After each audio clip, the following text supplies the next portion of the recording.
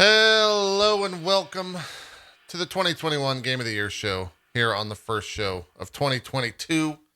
It doesn't feel like a new year, guys. I'm just going to be real honest. It feels like nothing has changed. Zeke, you're blinded by the lights. What's happening here?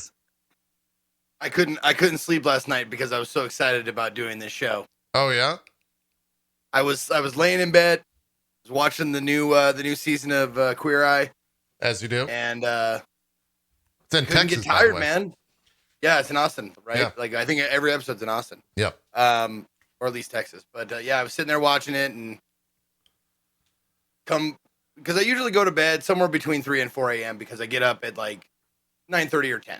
Yeah. So I get about 5-6 hours of sleep, which is my natural rhythm now is about 5 or 6 hours of sleep, and I couldn't get tired.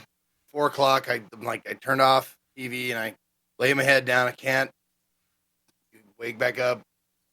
5:30, finally, I was like, okay, 5:30. Okay, I think I can go to sleep now. God damn, man. And then I woke up at 9:30. It happens. Yeah, it's rough, dude. It and happens. For some reason, I don't know what it is, but I was telling Katie this. I was like, we had last night for dinner was like we had some ravioli and red sauce and some like a salad and garlic toast. And I was super farty, like abnormally, like just like every 5-10 minutes, it wasn't like painful. It was just like a regular but a longer than average fart. Uh-huh. But like, could you trust them? Of them? Could you trust them? Oh yeah, no, they were just air biscuits, man. They're just air biscuits. That's a new one. And another 5 minutes later, and I'm just like, what in the world is going on with me? It's like I had like broccoli, steak, and beans last night, but I didn't. Like, it was the red sauce, 100%. Must have been. I don't know, man. Yeah. But yeah. So I was like gassing myself. Maybe that's why I couldn't sleep. Probably. Because my blanket was just full of farts. Might have been that. Might have been that. Could have been the case. I appreciate the longer story because I'm using last year's profile, and last year's JP didn't run the call on low latency. So everyone is going to be super delayed. I was wondering what that delay was. Yeah, okay, I was just going to let it slide.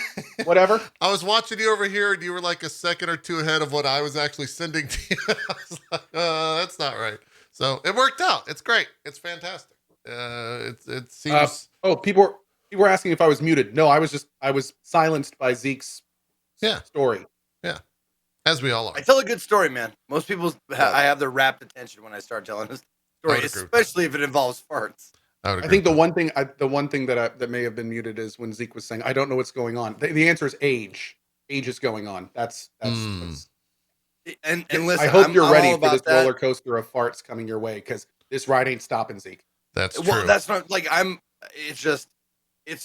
sure when like women go through menopause, like my mom, like she was like, it hits you and you're not ready for it. It's like out of nowhere. She's like, I started getting hot flashes and all that type of shit. And I heard about it, but I wasn't prepared. Like I didn't know fart like my fart bank was going to like start, withdrawing a lot. There you go. That's right. You become best friends with Beano when you age. Yes, dude. I don't know. Yeah, that's why that always ran during Price is Right. There's just a bunch of old people farting watching. Old farts. That's why they call it that. Makes sense now. Yeah, all makes sense. Yeah. And I also like the dog was like that sleeps with us. She was like, like left the bed and went down. Like that's when you know it's bad. When the dog decides to leave, that's when you know it's bad. Cohh, what happened with the kid and the Christmas presents? Did they remember them? What was the end of that story? You told the beginning of it 2 weeks ago. Christmas has occurred. It was actually okay. Okay, they seemingly had a great time. There was no real recollection. Kai, I'm pretty sure, completely forgot. Nice. Until he opened one of them and was like, "Oh, it's you!" And it's like, "Oh, well, okay. I guess that was our small hint." And then he just played with it as normal, so everything was good. Oh. And thankfully, Rowan apparently missed like all the big ones that were for him. So nice. It ended up being just fine. They had a great time. Nice. Zeke? I saw that look on your face, JP, when you're like, "Oh, it's you," and you had the same thought. I was like, "Did you wrap up a person?" Well, no, see, my thought was a little bit more mischievous / devious than yours, because my thought was like, did you give a son a doll of yourself? That's where my brain went.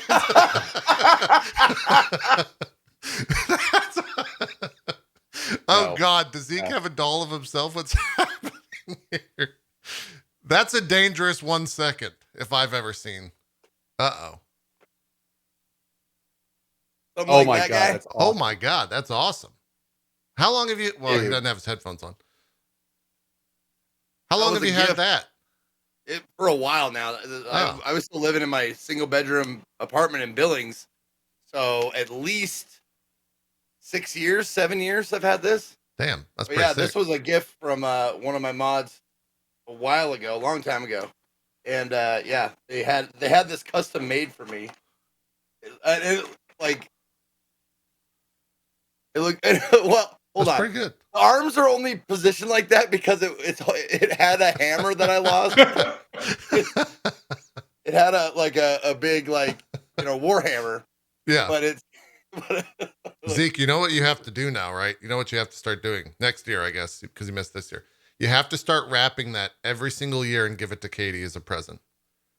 No matter what. And then every year change the box so she doesn't know that it's that gift until she gets through the entire box. That's the plan. So that sounds glorious. yeah. Yeah. That's what you oh. should do. Wait a minute. Oh, there's the hammer. You still have that, right? I haven't seen it on air in a while. Knuckle. No. The fuck knuckle is still around, but I replaced it. Oh. This was anybody can get this thing. It's categorized on Amazon as a walking stick. Oh, really? So, yeah. So anybody can actually get one of the thing that I found. There. Nice. It's a something cutlery brand, and they call it a walking stick, but it's a fucking warhammer. But I stopped using that because someone made me another present. I don't know if you've been there for the raids, but they made me another present. Oh, I have. This is my new warhammer. Yeah. Yes. This is Mule Nerd. Yeah, that's great. It's got the Z and the 3 on it, tooled from a fucking sledgehammer. That's awesome.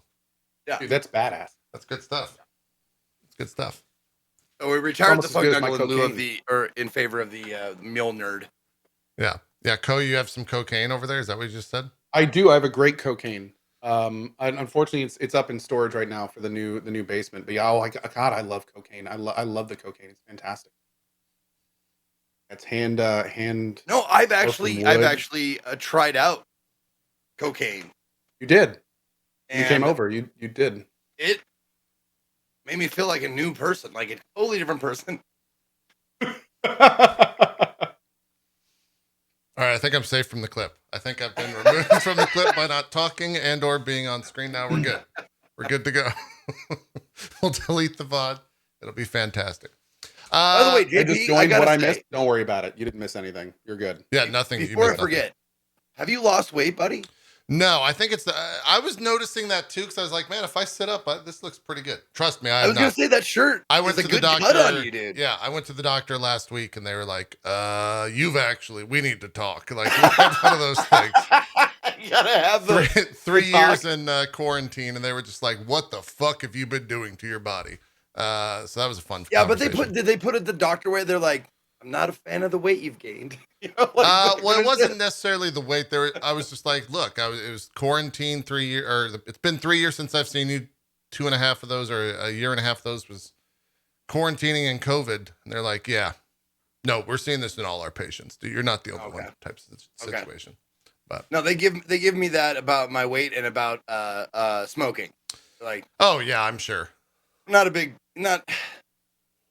I can't endorse the smoking you still do, but otherwise, you're okay, healthy. No, we don't want to the high blood pressure side. No. we don't want to tell you how to live your life, but you do know that those are killing you, right? Just throwing it out there. Is that a concern of yours? Yeah. Yeah, and then inevitably I said, you know what else is killing me, Doc? Time is gonna do it. Oh, I'm sure they love that.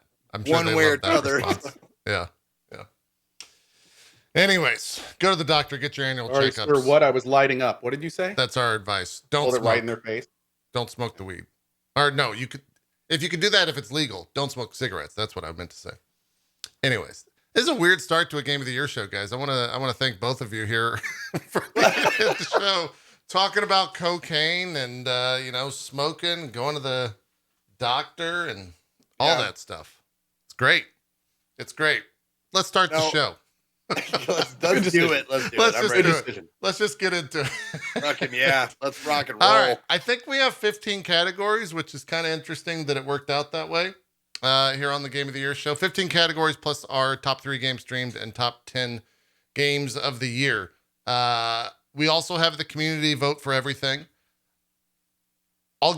Remind me at the end of the show to tell you something about the community vote, which will probably explain a lot of the community vote. That's what I'll say. Because if I say what I was going to say, it most likely would spoil a lot of how the community voted. But this first one, we don't have a community vote, so we won't start with it. But we will start with the games we wish we played. This should be a game we wished we played, because I only put one, Cohh only put one, and then we had to tell Zeke to only put one here as well, so that we were all in order.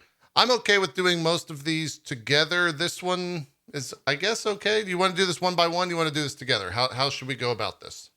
You do one by one with a really brief why I didn't play it. Okay. All right. Cohh, then why don't you start with the great I'm example pretty sure I need to bring up my list actually, but I'm pretty sure the game that I picked here we were talking about that was a game that I actually played and I really enjoyed it, but then I hit something and I played it right when it came out. So I hit this part that I was just like, man, I'm just not feeling this. I'm not really digging it. And I ended up putting it down and not finishing it. And then not a few days later, everything just started pouring in about, this is no question my game of the year. This is amazing. This is awesome. Everyone needs to play this. This is the best thing since sliced bread. And it's Encryption. I played the first part and I really, really enjoyed it. But when I got to that second part, I don't know what it was, but I just completely ran out of steam. I wasn't really feeling the pixel art, and I moved on and never went back. And then sure enough, not long later, just everyone was like, "Oh, dude, you should have finished it. It's so good. It's so good. It's so good. It's so good." And I kind of wish I did. That was the game that I wish I kind of finished. I should have just buckled down and gone through it, and it didn't. Well, and the thing is, like, I finished Inscription. And the thing is, like, if you want to, there's a rabbit hole that goes deep. Like, we discussed that, like, outside the, like, meta shit of the game. And I just barely cracked the door open. I was like, holy shit. That rabbit hole is deep. Yeah.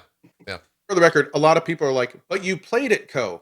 Yeah, but I only played a little of it. Finished is not played. Like this is I saw this category more of like games we really wish we played. In this game, I played a little of it and put it down. I wish I had really played it. I wish I had played it all the way to the end.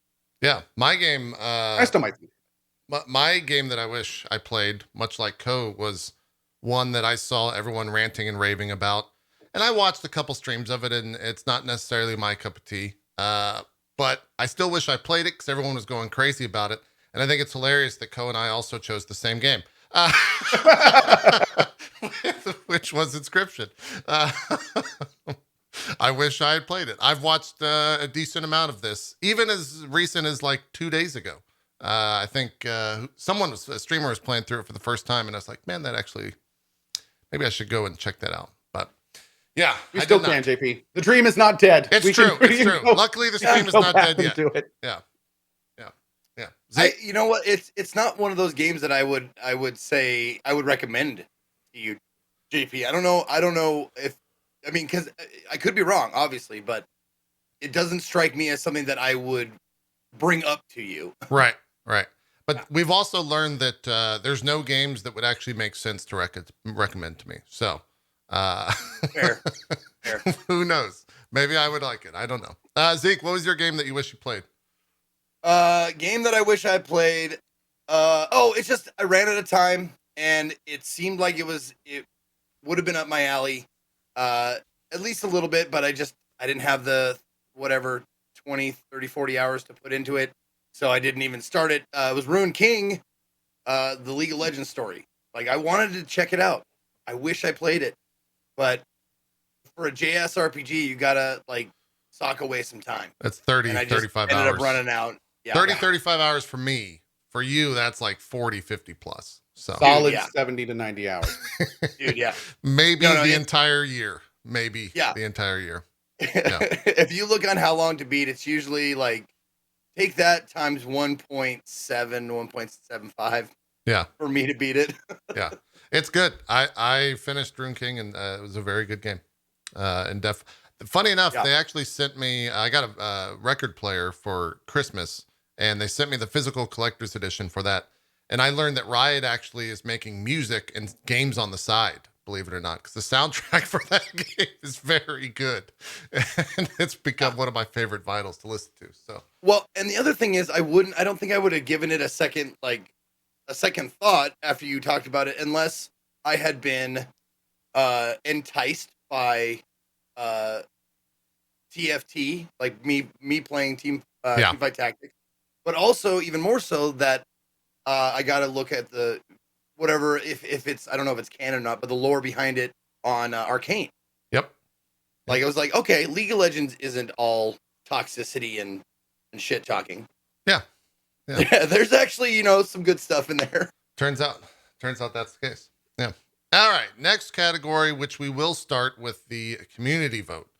This is perhaps my favorite category. The second biggest industry fail of the year, presented by Activision Blizzard. Presented, of course, in quotes, if you're listening to the podcast. Let's check out the community's vote here. Do you have any ideas what you think this is? Second biggest industry fail of the year. I don't know, like, what would be the like... I'm going to guess, just because of how controversial, I'm going to say it is something related to NFTs. Okay. That's my guess.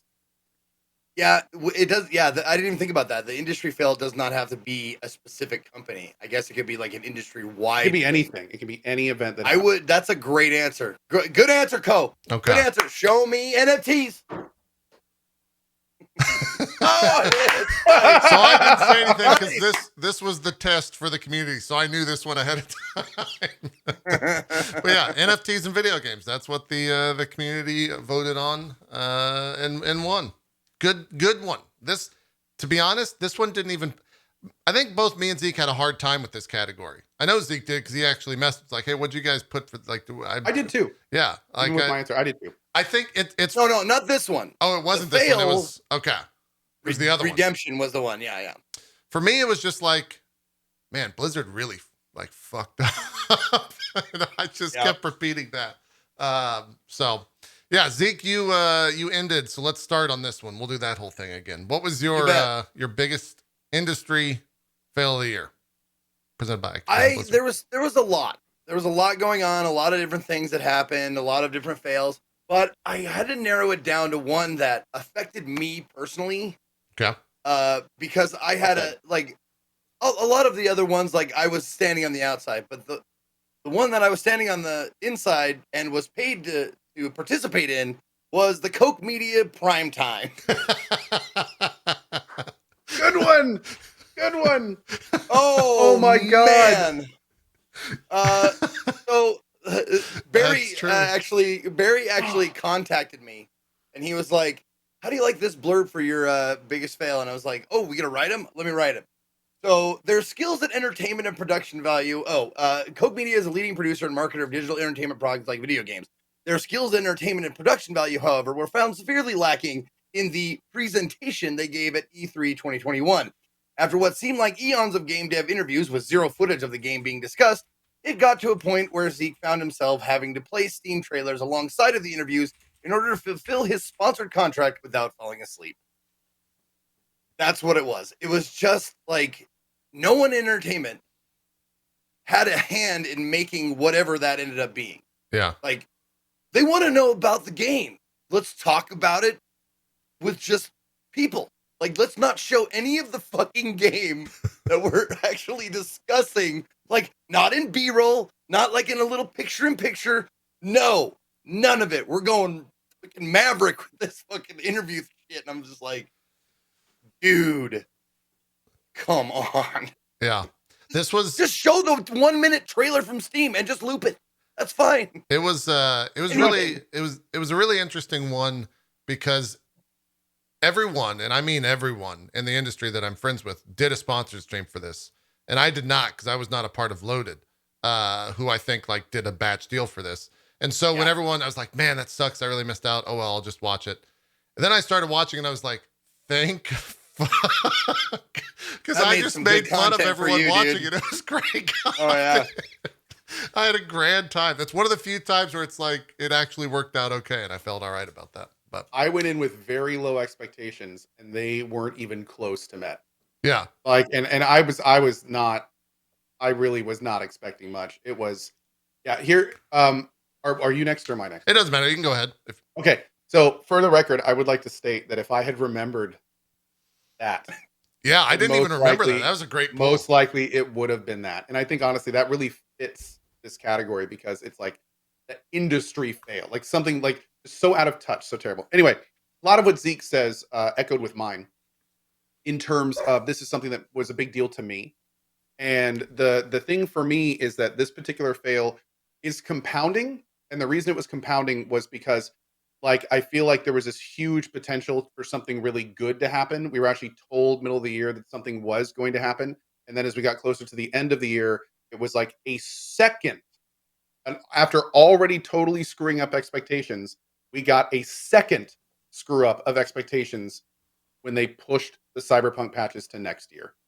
So my biggest industry fail of the year was when they not only did not do much to recover Cyberpunk, but then after saying it would be here, yet again messed up with expectations and pushed it a year later. And the reason I call this a fail is because here's the thing. Like I was talking about, we talked about this a lot on stream today about Cyberpunk. I'm playing Deus Ex right now for some obvious tangents. Sure. And one of the things we talked about is that, you know, if in 2 years and 3 years, if they actually put enough in, you know, that would probably be the dev time that the game needed. And hopefully we'll see a good product by then. But the big issue here, and the reason this is such a fail, is it's because like it became so obvious that the perspectives are aligning. We see from CDPR that they're acquiring other companies, they're starting up new studios for tangent development and stuff. And it's like, guys, you literally have a fire right in front of you. You have this actually somehow still passionate fan base that wants you to recover here. Like everyone is cheering for a No Man's Sky comeback. That it just becomes clear and clear is not going to happen. And so, I mean, don't get me wrong. I mean, a lot of us still have some hope. We're supposed to see a big patch this year, but that's this year. Last year, it was yet another year where that it just slipped under the radar. And yeah, you got to wait 55 years. Really, that's what you got to do. Did they take like a category for you 2 years in a row, like a bad, like a fail category? Oh, did it for me? I think it was a fail. Yeah, I think it was last year too. But again, they got a fail award from you last year. It did. The more exact for this one was not the whole project. It was just the fact that like I was really hoping they would learn from the train wreck that was the release. And it's like, but yet again, they mismanaged expectations and while saying they're putting resources in other departments. And it's just like, like it's so unfortunate. Dude, it's so unfortunate. Yeah. It People are saying three-peat. I'm saying like let's go let's Chicago Bulls it. Like I want to see a three-peat. Yeah, it was Cyberpunk for you as well. It was both of you for Cyberpunk. Yeah. It'll be good someday, Copium. Someday. Funny enough, Zeke did a sponsored stream that he was, or did a sponsored thing that he was associated with for his failure. So did I. I did a sponsored stream for this game, and it was one of those things where the second you start playing it, you couldn't play it beforehand, so you kind of just had to go on interest alone. So I said, sure, I'll check it out. Started playing it, was about 20 minutes in to, I think, a 2-hour stream or maybe a 3-hour stream. And I knew that this game was not going to go well. Luckily, it was in beta, and I thought that they could finish some things and pump it out. And then the game shut down on October 31st, 2021. Magic Legends was a game that came and went very quick. It was not good whatsoever. Definitely glad I passed that one up. Yeah. I thought that was a rumor. That was my Coke like media for you. Yeah. It was real weird to do a sponsor stream for that. Because also, just like you said, for you, Co, everyone was sponsored to play it. Like I remember Day 9 did a sponsored stream for this. And Sean's usually like very lenient on games, and even he was like, "Yeah, this is a bad game. Like, you shouldn't play this game." I was lucky because I was not in the first wave, And Yeah. so, and I didn't know much about it. I just knew that some streamers played it and it wasn't very good. So the day that it came through me, I was like, "Hey, chat. So what do you guys think about this Magic Legend games? What do you think?" And Cal was just like, "No, we do not want to see that game. Yeah. Do not recommend." And I just like, you could see in the thing, I just went back and I was like, "Not interested, thanks." Yeah. Runner up for this, by the way, funny enough, was Dark Alliance. That was another one where I was just kind of like, they're kind of close, but this one ended up taking the win because it literally got shut down in open beta. It never even made it it never even saw 1.0. It died in October. Wow. So this Dark game is Alliance, never going to man. be actually made. no, You don't think- it's done. I Googled the That was- name actually, and it says the number one link is an epicgames.com link to buy Magic Legends. It says download and play for free. Oh, but then when you click on it, it says unavailable. So there you go. There you go. Yeah. Okay. So Well, and the thing is, like, if they would have approached me for that, I definitely would have agreed to it because, like, it's Magic. they Magic. they haven't like they didn't do a lot, and then Magic Arena, and that's such a well-made thing. It's a very good platform, and it's a good like I had fun with it for the many hours I spent way back when, a couple years ago, and I'm like, okay, they had a home run with Arena. All right, Legends, let's see what you got. Like, I would have totally been all in on that, and I guess I dodged a bullet by not getting an offer for it, but yeah, that's it worked sad. out. That's real sad. It worked out. Next category, biggest disappointment. And I think, looking at my answer for this, I feel like in a lot of ways, they could be a little bit interchangeable. So maybe I misanswered the category, but let's check out the community here. Yeah, okay. Yeah, let's check out the community votes first. Biggest disappointment is voted by the community, Battlefield 2042. I get that. I understand that. There was a lot of games toward the end of this year that the Twitterverse, the social media, the communities were very tilted towards. So I understand that one. Zeke, Is there like what's up? what's the reason behind that? Like, I don't remember. Refresh my memory. Was it servers? Was it just bad game? Was it glitches? What? If you want to do yours first, I can address that in a second. Yeah. Oh, okay. Go ahead, Zeke. I went first last time. I'll go first again. Okay. I'm number one. All right. Biggest disappointment. Oh, this one's another personal choice. It's gonna be nobody else's choice but mine. The biggest disappointment for me this year, Bassmaster Fishing 2022. Fuck that game and fuck anybody who likes it. Fuck it. I hate it. It's I think one of the only games in recent memory that I have actually just went, I quit and just fucking put it down. After an hour or two, I was like, this is too much like real fishing. I'm not catching anything, and everyone else is, oh my god, this huge brown trout that I just caught. And I'm just like, Tips, man. done. Fuck this, I'm out. Dude, I went back and watched the clip where you quit because me and Sips are just laughing and like so jubilant about this fish that he caught and how big it is. And you're just like, guys, how do I do this? Guys. No one was helping Fuck me. this shit, I'm out. I thought you were legitimately upset towards the end of that, but there was a little tinge of it. Sure. There was a little tinge of me just like, well, it's when I get angry, like when I get really angry, like truthfully angry, and not just like on the surface rage, is when I feel stupid. And that game, like, I felt like I was a fucking idiot and I couldn't, like, everybody else was figuring it out. And I'm sitting there like, everybody is like the 100 meter or whatever, the fucking marathon race, everybody had started. And I'm just like, do I go? Is it my turn to go? No one told me. Does the gun mean go? Like, I felt so stupid. And that made me so mad. And I just, and I wanted to like it. I was ready. I had an outfit. I got dressed up. I got some PBR. I got my fishing outfit. I felt so good. And then I was like, this is fucking stupid. I hate it. I'm out. yeah, So that's good. that was my biggest disappointment because I was really excited to play it. I get it. Honestly. I understand. Battlefield 2042 had 37% of the community vote. That's how much that dominated that. Cohh? Okay, so to answer Zeke's question, I think a lot of people were really excited about Battlefield 2042 being a modern day Battlefield. We were hoping that we were going to see a game that showed that the Battlefield timeline is moving forward. I think a lot of people were expecting like a lot of weapons, a lot of maps, relatively bug free. It was going to be beautiful, current day and age. I know a lot of people like me were really excited that maybe we were going to get a stepping stone to like a 2142 style thing. I mean, 2142 for many of us was our favorite Battlefield. There's been nothing like it since. So maybe this is going to be like a step towards it. I mean, 2142, 2042, there's obviously connections there. Like it was a really exciting time and really cool. And then the game came out.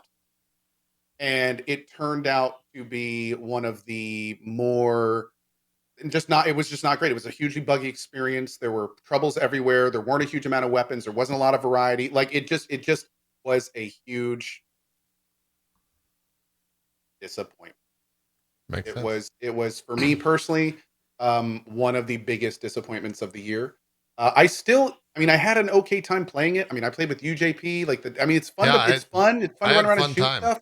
but it would But the definitely thing had is its that issues. this is Battlefield. This is a flagship franchise, and I think a lot of us were hoping that 2042 was going to be that big step forward. Let's be honest. Like Battlefield 5 has come a long way. It's actually pretty good. I don't like historical shooters, so I've never really got into it. But I was really hoping that we were going to see all the stuff that they kind of learned from that, kind of make an appearance here. And instead, we got like not so great systems. The spec operator thing is just it's weird and doesn't fit well, and it's just in a lot of ways it's just super disappointing. Yeah. We'll see what happens with it. If they go and continue to make a Battlefield every year, I really wonder what the next one's going to be. And I think that goes for COD as well. Like most of the big AAA shooters that have yearly releases had a bad year. I think Vanguard is regarded as like one of the not so great Call of Duties in recent years. And what was even weirder is like, especially for Battlefield, like all like a lot of it was not just because the game was bad. Like a lot of it was decisions. Like the spec system is just weird with the specialists. The fact that they took away the scoreboard and then tried to justify it. Like the scoreboard anyone who thing's plays weird. Battlefield all the time, like even if you don't want, you just don't hit tab if you don't want it. Why would you not give players the option? Like there's just so many things about it where it's like, what were you guys thinking? Like, it's just not good. Like these are not good decisions. Very weird, very strange. Yep.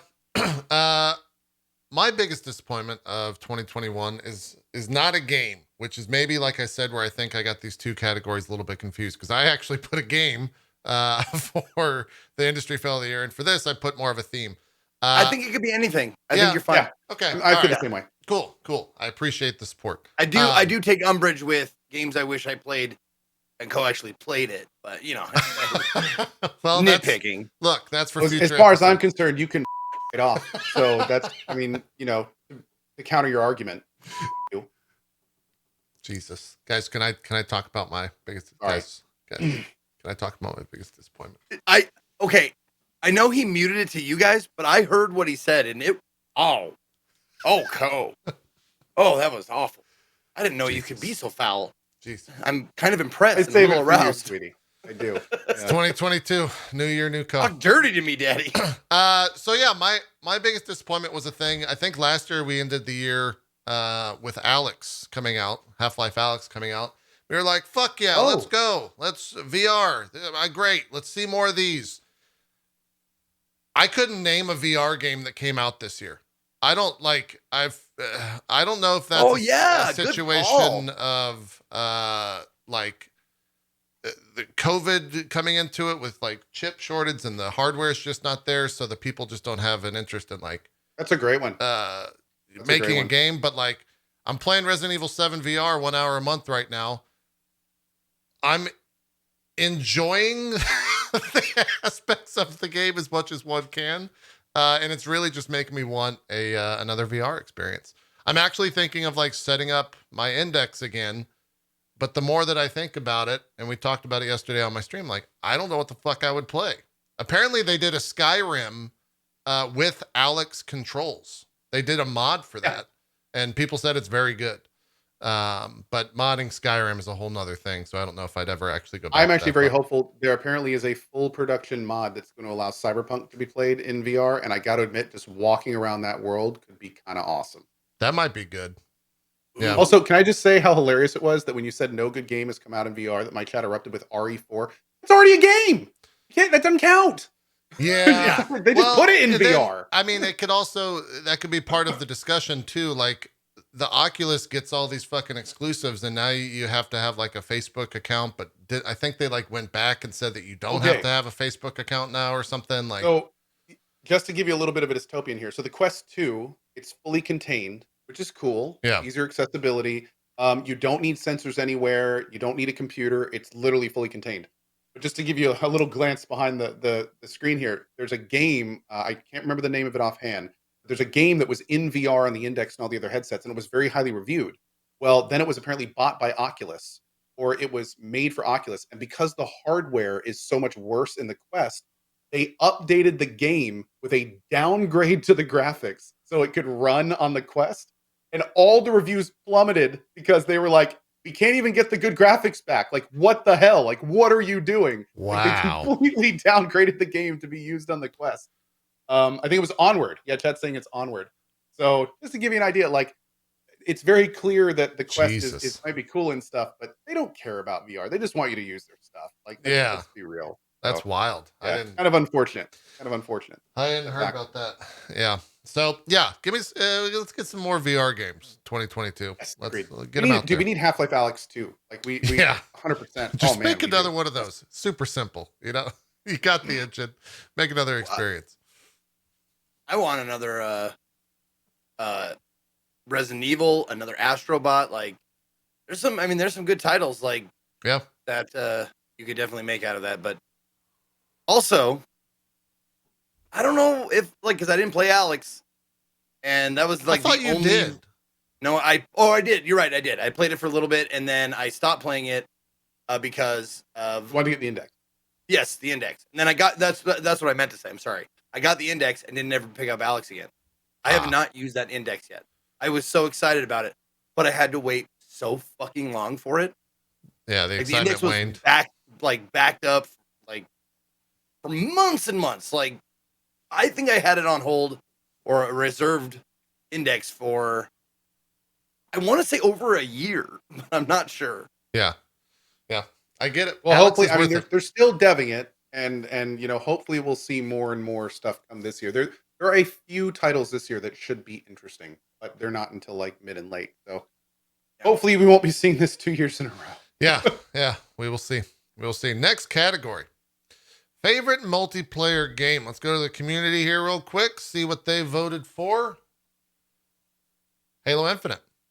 You know, I could see that makes a lot of sense. I wonder what the Barry will send me the percentages here in just a second. Oh wow, but not even co-op in the main campaign. Yeah. Could you? I wonder how much more of a splash that game would have made if it did launch with like, you know, the Halo mainstays of Forge and co-op as well at the same time. I wonder if it would have done a lot bigger. Would have been big. It's also free to play, so that probably matters. This was 32% of the vote from the community. Wow. So pretty 32. overwhelming. Yeah. I'm interested to see y'all's. I'll go first because I haven't gone first yet. This one for me was I've always kind of been on the edge of wanting to take a deep dive into this style of game and never really just done it because they were never really approachable. And I was always just honestly bad at them. And so when this came out, and I want to say it came out like at the beginning of last year, or at least the beta. It was pretty early on. I jumped in and I found a character that was like pretty easy to play, I guess. And I attached myself to that, and I kind of just rode it all the way out and continued to play for quite a long time. If you watch the stream, I think you know what this is already. It's Guilty Gear Strive. Megafisto. Yeah, it's a little Megafisto. It's a little Totsugeki. So that one was a no-brainer for me. Definitely favorite multiplayer of the year. Cohh, what was yours? Mine was a game that, you know, I'm mostly a lone wolf. I'm a solo player. I very rarely do a lot of co-op stuff and even multiplayer stuff generally. But there was a game that came along that re-inspired some of the fun that I had when I first started streaming. I had a great time with it. We ended up playing giant community games in it, and frankly, it was a blast. And I do need to return to it at some point because I just always have fun playing it. My favorite multiplayer game was Chivalry 2. Oh, right. Yeah. Duh. That makes sense. That makes perfect sense. Zeke, this one I'm actually like Cohh, I'm interested because he doesn't play that many multiplayer games. I don't even know if you know what multiplayer means. No, that's the funny thing is I was just gonna bring that up because the game that I'm going to describe is no more than 2 players. It's multiplayer, but only 2 people. Oh, okay. And okay. it's because the multiplayer game that I would have chosen would be Teamfight Tactics, but that's from 2018. Sure. I think. Yeah. 2019, something like that. Because I played a ton of that, but I didn't play a lot of multiplayer games. But the one I had the most fun with, playing with my mod Scott, It Takes Two. One could say it takes 2 people, you know? Yeah. It Takes Two. And I that's why I said multiplayer. Like, does it mean more than 2? Because you could be argued. I would concede that like the spirit of multiplayer means more than 2 people. But Guilty Gear only has 2 people at the same time, right? Yeah, that you're exactly right. One-on-one kind of thing. So yeah, I guess it counts. And I really enjoyed playing it, and I enjoyed playing it with Scott. And it's a really clever game, really beautiful to look at. All the things have been said about it. You know what It Takes Two. It is Game of the Year or the Game Awards. So yeah, but yeah, I didn't play a lot of multiplayer. I had to go through it, and I couldn't come up with a bunch. And most of the games that I multiplayed were with you assholes. Yeah, you know? Like, that's true. We usually do. I could have said GTFO, but like I played like 2 hours of it. Oh, you mean trying to pre-order Elden Ring Simulator? That was a real yeah, fun exactly. One. Yeah. GTFO might have won if I would have spent a day with it, you know? Yeah. Mario Golf. It Takes Two almost went up on Games We Wish We Played because I didn't finish it. We got about 60-70% of the way through. But yeah. Oh, someone said surprised I didn't pick Valheim. Valheim still early access. Was not done. Yeah. Oh, I think it counts, doesn't it? It doesn't count. You're good. Okay. Anyway, Yeah. I actually thought about that too, and then it was like, oh yeah, we can't. We decided these categories got to be out. Got to be out in 2021. Yeah. Well, it was in consideration for me. Maybe. Yeah, we'll see. It was in consideration for me, but It Takes Two edged it out just because, like, I appreciate that it had a beginning, middle, end, a concise story, well constructed, all that kind of shit. Yeah. Anyway. Next one, favorite DLC expansion. Let's go to the community. I think this one will be pretty simple. I think everyone, Endwalker. That's not a big surprise. I'm curious, actually, Barry, what the percentage on this was, because I would think it's probably going to be pretty high. We'll wait for that. I would say 40% plus. I would say 69. That's you might not be off. Also nice. He's typing it to me now. Also, just reveal this. I don't need to say anything. It should be a shoe-in. Endwalker. 64% of the vote. Damn. Yeah. Yeah. Almost so nice. That makes JP, sense. go ahead. Yeah. You want me to reveal it? Yeah, I don't. That one. I mean, I don't even. Here's the thing. It's not fair calling an expansion. That's what it comes down to. It's better than a $60 game in most cases. Like the whole package, the amount of production and passion behind it. Like it's an expansion. You can technically call it that, but let's be real. It rivals AAA games in every way, shape, and form. So now remind me, do you have to pay for this? Probably it. Oh yeah, it's a $60. $60. Okay. I don't know how much this game is, to be honest. I don't know. 40, 50, some. It's an amount of dollars. Probably more. I was just wondering 30. if it came with your subscription. Your no, you have to buy it on top of the You stuff. absolutely have to buy it. Yeah. Okay. Yeah. So, yeah, I was in $40. We'll probably be talking about this one a lot. So, and Cohh kind of said everything. And it's funny that it'll probably get mentioned a decent amount here. And if you're wanting to jump in for the first time, you can't. So we're not going to sell it to you. Neither are they. Sorry. Zeke, what was your favorite DLC / expansion of 2021? Well, since I didn't play Endwalker, so don't yell at me because I didn't fucking play a game, please. But the DLC and expansion that I did play and was just as good as I hoped it would be, Outer Wilds Echoes of the Eye. Great one. Holy shit. Like, I went into it, first couple hours, I was like, you guys fucked up. None of this makes sense. Like, none of this fucking ties in. I don't understand, like, what were you thinking?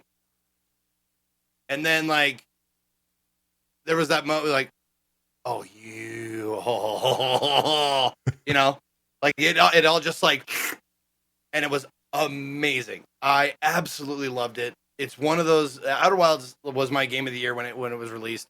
And it was an excellent expansion.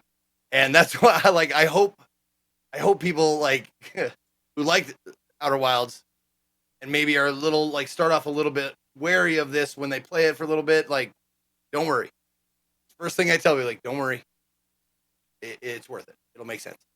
And it did. It's great, and I absolutely cannot recommend it. I don't like. Yeah, that's no. It's great. Okay. That's all. All right. That was the second. That was the runner-up, 6% of the vote, and then Final Fantasy VII Intermission Yuffie was 6%, 3% of the vote. Yeah.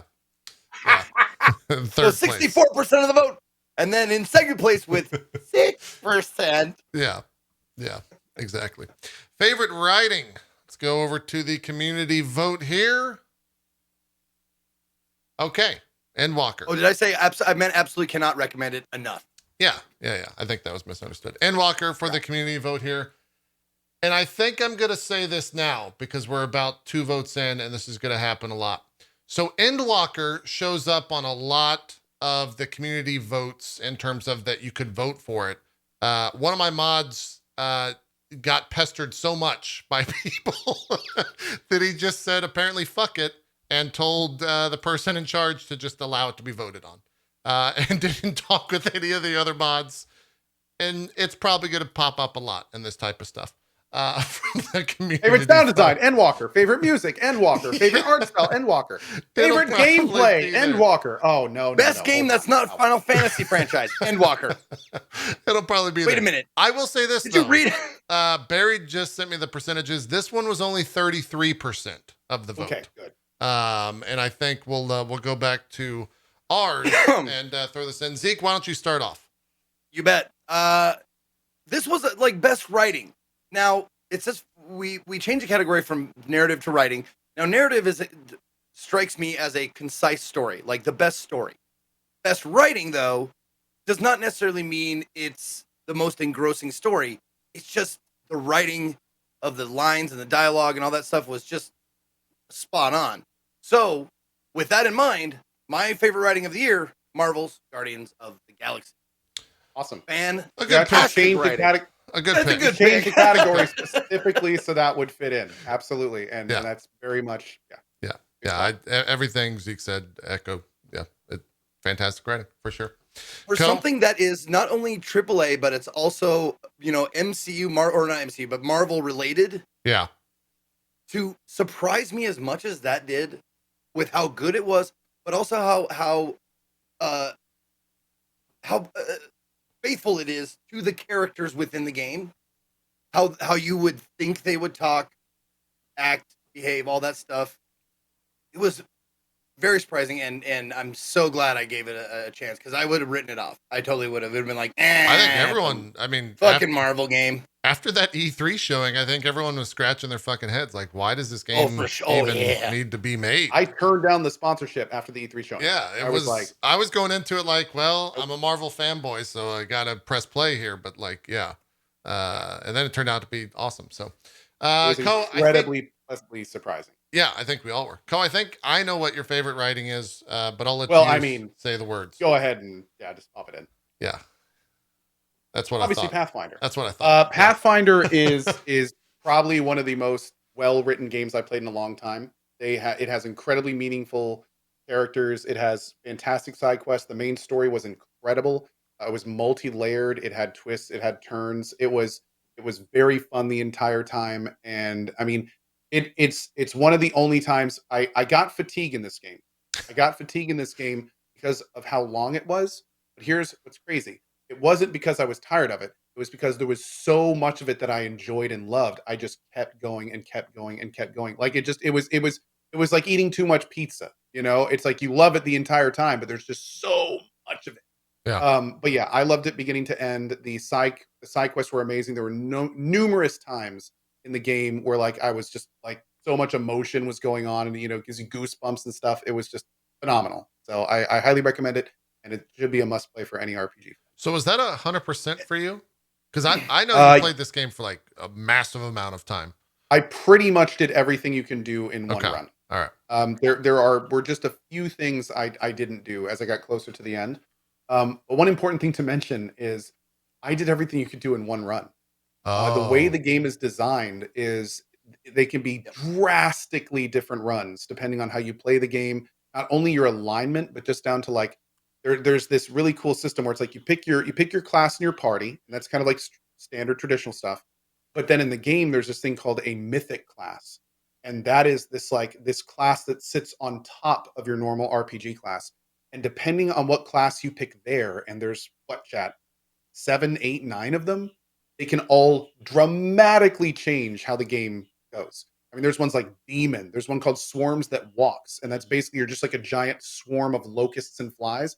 Can't even have party members with that one. Like you have to play solo. like- it's crazy. That's And sick. there's evil ones. That's like there's Million good ones. Ants from Rick and Morty. Dude, there's one called Ion where you are the physical manifestation of neutrality and law. So that obviously in a game like this would completely change what happens.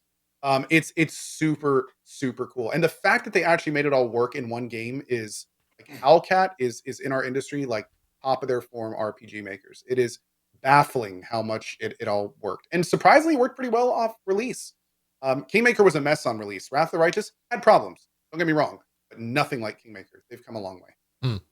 If this is any indication, I put 150 hours into Pathfinder, and I have 7 out of 65 achievements. Holy shit. Yeah, Man. I will it got say too big of a slog for me. I couldn't do it anymore. But like, I played It it could for a have been good 2 long games. while. they like there's a couple points in the story where it's like they could have ended the game here.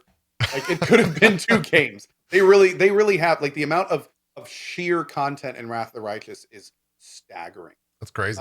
It is wild. And what's even crazier is it actually has like a crazy cool conclusion at the end, depending on which path you go. So Yeah. really cool. My only like parallel that I can even draw to that, and it's half its size, is Persona 5 Royale. And to think like if I was playing Persona 5 Royale, finished that game, and it was like half the game, I'd be like, no, you did good.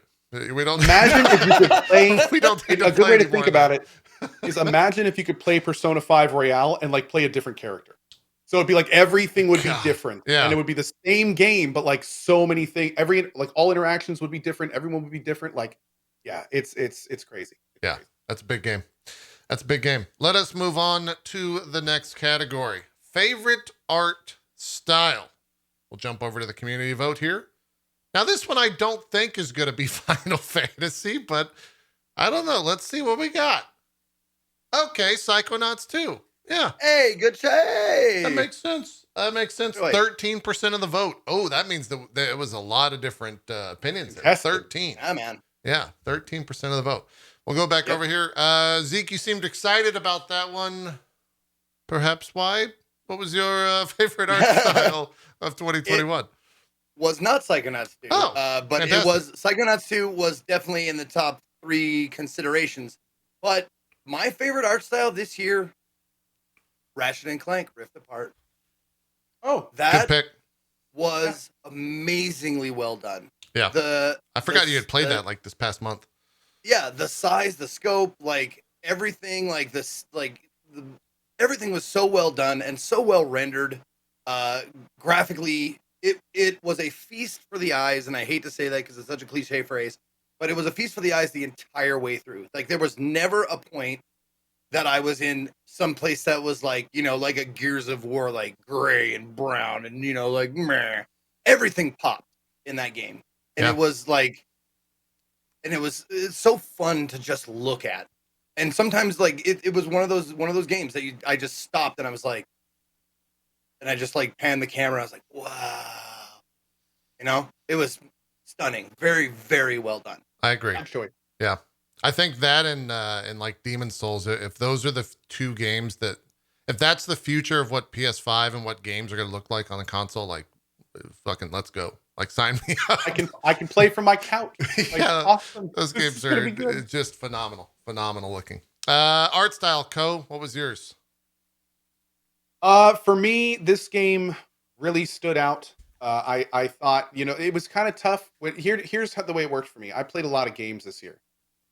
Not too many of them were like really stand out in terms of the art style.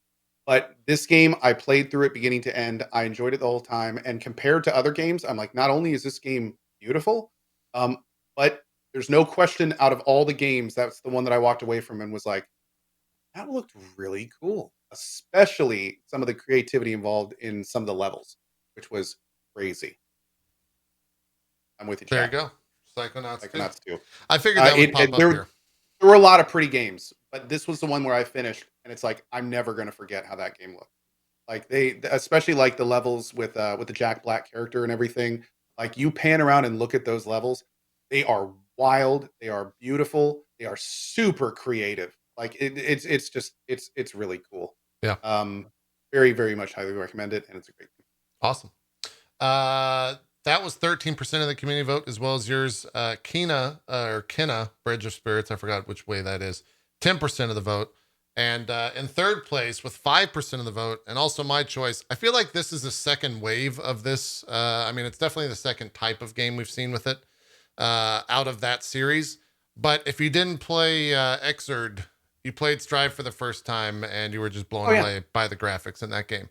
You would often forget that you're playing you would forget that you're playing a game that looks that good, and a round would end, and then it would do its like weird 2D to 3D transition. You're like, oh, Jesus Christ, this is a gorgeous looking game. And the characters are like beautifully rendered, and just is phenomenal from top to bottom when it comes to that. I'll never forget the first time I saw Guilty Gear Strive gameplay. I thought it was actually pre-created footage. Yeah. I thought it looked like an anime episode with health bars, essentially. Like, it's crazy how cool that game looks. It's such a unique style. Yeah, it is definitely one out there that if you haven't seen it yet, go watch some footage of it and try to get it in 4K because it's gorgeous. It's gorgeous. We'll do the community vote at the end of this one to switch it up a little bit, and I'll start here. Favorite music for this year, I think is a goof. A lot of times, the internet and myself and creators and pretty much everyone likes to say for a lot of game companies that you buy a soundtrack and you get a game with it. I think that this might be one of the truest instances of that in video games, at least for me. It does defy our rules, but I gotta say, Endwalker again had the best music of the year. Like it continues to create. Soken continues to create different tracks that it's like, well, I'm gonna listen to that for thousands of hours. Go ahead, JP. And yeah, it not only is it just good music, it's thematically applicable to the instances that you're hearing it. The way that he like remixes a song 30 different times during the fucking campaign, and every single time he does it, it's still phenomenal and it elevates every experience of the game. It's insane. And there's nothing like that in video games, in my opinion. Soken is on the level of John Williams in terms of creation of music, and maybe even surpassed him in terms of his just breadth of work at this point. It's insane. Like, it's really grandiose. I will talk about it at that level all day. Why is everybody saying Zeke save us? I saw that in a few different chats. Because it's not Endwalker. But yeah, just real quick to add to before we go to Zeke, I echo everything JP said about it. I mean, it's so rare you get a game with so many different types and themes and genres, yet they all just work so absolutely well together. They deliver an entire side of the game on their own. Yeah. And you know it's good by the time you get towards the end of the game that almost every song you're hearing at that point, you're humming along to. You know, the second it's done, you're still humming it. The progression of the music in the dungeons is like it's there's a huge amount of passion behind that music, and it bleeds through every time you hear the track. Yeah. Was there enough law and he in there? There wasn't really like a. Not really. Yeah, there wasn't really a Lahi this year or this Not a lot of expansion. vocals. I mean, there were not a lot. I should say not a lot of iconic vocals. Like there Yeah. were definitely a lot of very interesting music and a lot of interesting vocals and stuff. But I feel like there wasn't really a Lahi this time. I will say there's a lot of big fat tacos, Zeke. That's probably the Lahi of Endwalker. But Nice. yeah, the other There was that one zone where that music was way too hype for like a solid 5 hours. yeah. Oh God, yes, I know exactly what you're talking about. I will also state I almost put Strive here, but the reason I didn't put Strive is because I had not played Guilty Gear Xrd, but I had listened to the soundtrack for that. And if you've been on a couple drop frames this year, you've also heard me play that soundtrack. That is like phenomenal music that I will listen to for the rest of my life, but it didn't come out this year. Strive did. Strive had like good music, but Xrd's fucking soundtrack is just phenomenal in comparison. So, Zeke, for you, your favorite music? A lot of people have been guessing maybe Guardians of the Galaxy and stuff, but It seems kind of cheap. There's a few new songs, but like made for the game by the in-game band. Yeah. Star Lord or whatever. But like they were okay. They were good. But I felt like making an OS my favorite music, classic 80s songs, 70s and 80s songs that I enjoy, like, it seems like a cop out. Like I can't say that. Yeah. I wanted something like, it seemed like it would be something new for me. And this is a game that neither of you play, but the game was okay. The game was good, but the soundtrack, I've been listening to it over and over again, and it's Fights in Tight Spaces. It's the OST for Fights in Tight Spaces by Nervous Test Pilot is the name of the artist, and it's just banger after banger after banger of just like great EDM, atmospheric, emotional, just really, really good. And I've listened to it a lot. Yeah. There's a couple of runners up because I'm a huge, like, music is something that will always make a good game excellent. And The Ascent was also in the running. Fucking great OST from The Ascent. Yeah. Yeah, lots of good games in the running, but this one, for me personally, I listened to this like on repeat for many a stream. Yeah. Does it, when you buy that game, does it come with soundtrack on Steam for those the people that No, want to hear it? you can buy it bundled. Oh, okay, you can buy a bundle. There you go. Yeah, cool. Ascent was just for reference. Ascent, I almost put Ascent there. Like I Ascent the entire time. I was bopping my head every time I get to new music. I'm like, that was good. This is good too. Like it did a really good job. It really fit the world. Like it was good.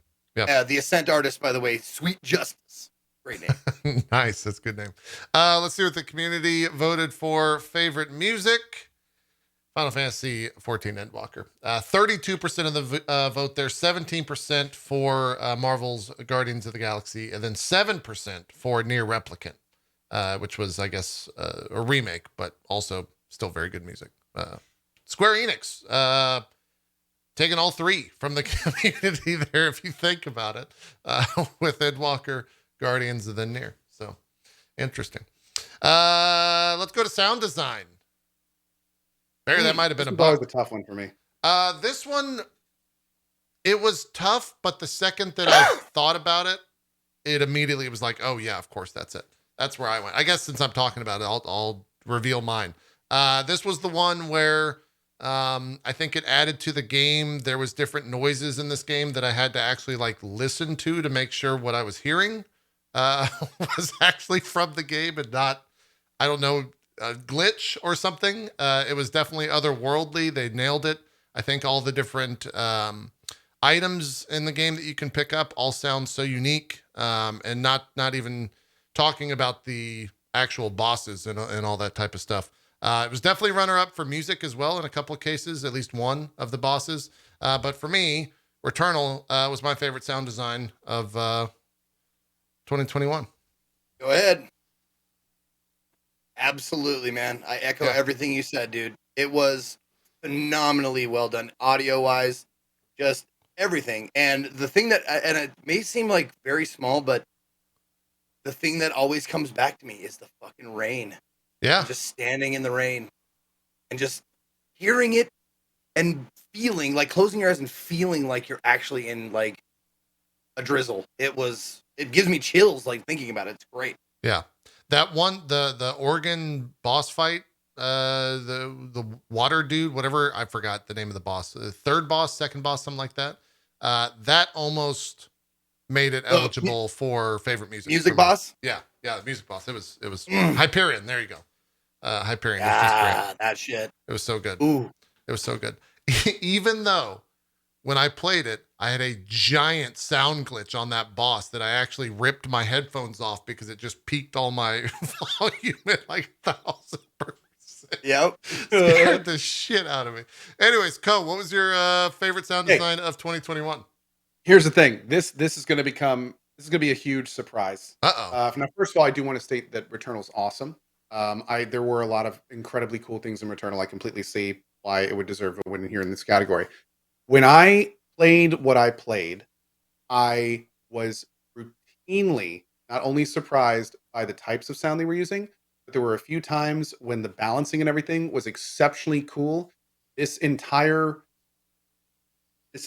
sequence from beginning to end of this, I feel did sound incredibly well. When you mix that with the fact that it already has so many unique and interesting sounds in it already, it definitely, I remember finishing that, and one of the things I remembered was how cool a lot of it actually sounded.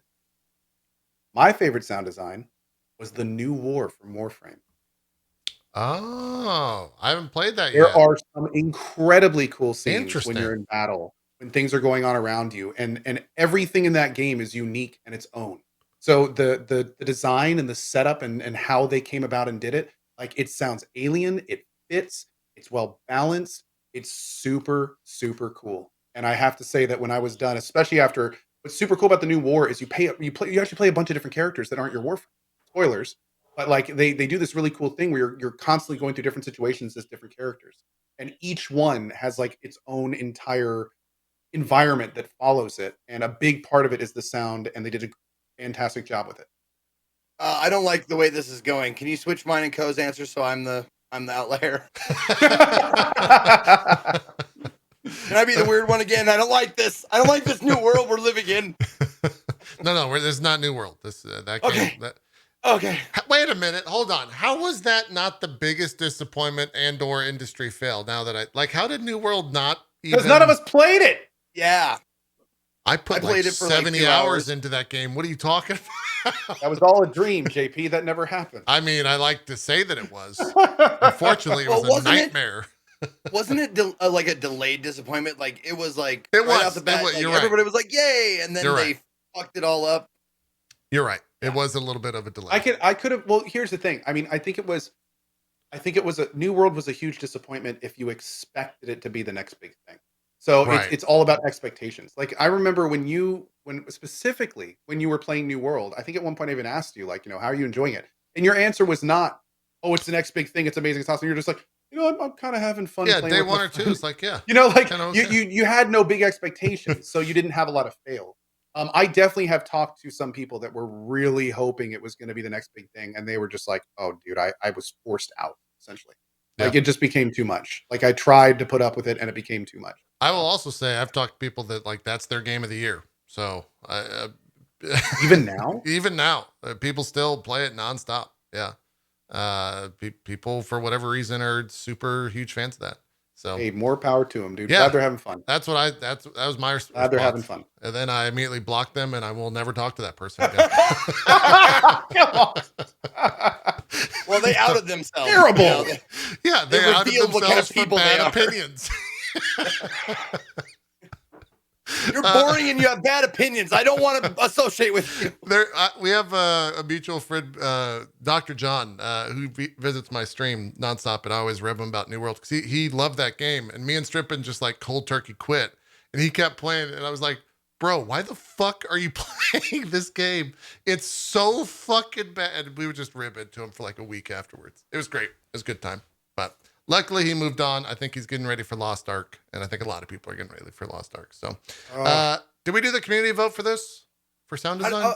Real quick, how do you check on Steam how many people are playing at one time? You got to go to like Steam website. Spy. Yeah. Oh, okay. Yep. Community vote, favorite sound design, probably Returnal. Yeah, Returnal. There you go. That's why everyone in chat. It's a great You one. can kind of tell when someone picks the right choice when chat blows up. Yeah, that makes sense. Favorite character. Zeke, why don't you start us off here? We'll go.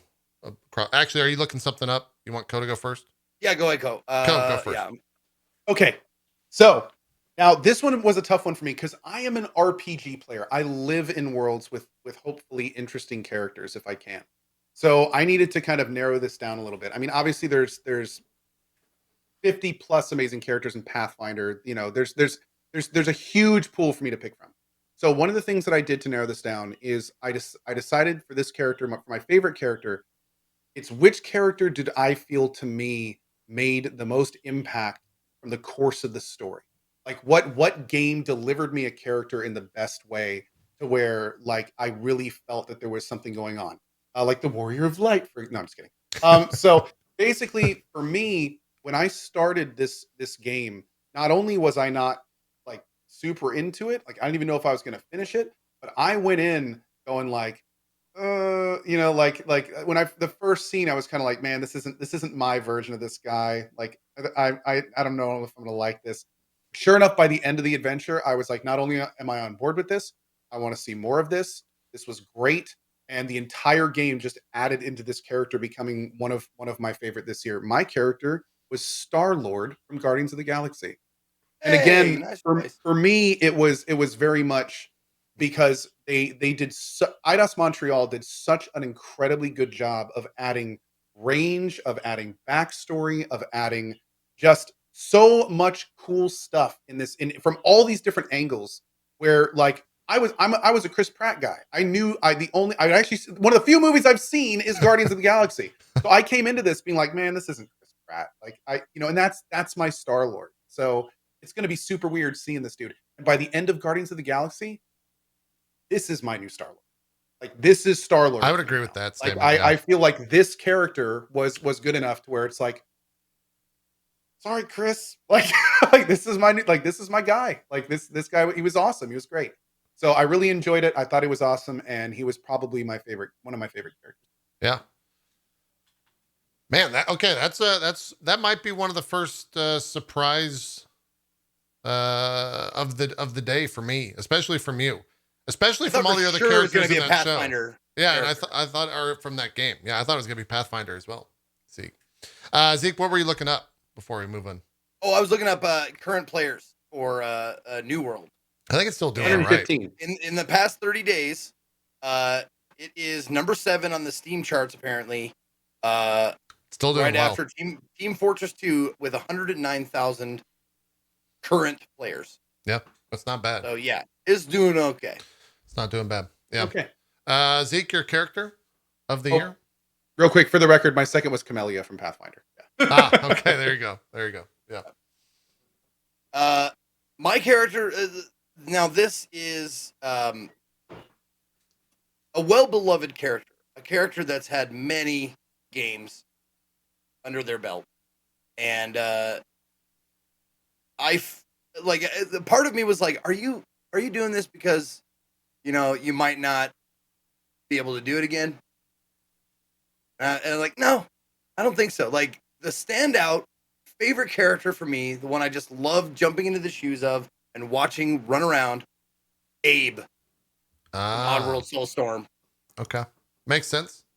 Yeah. Makes sense. Loved it. You did play a lot of Oddworld this year. Yeah. Played a lot of that. He's so wonderfully, he's adorable without being cutesy. He's He has personality with barely saying. He doesn't have a whole bunch of lines, but you just love the guy and you root for him. He's an underdog. He has this fucking mouth sewn shut. Like He's like a cute Master Chief from Halo. He has so many things going against him.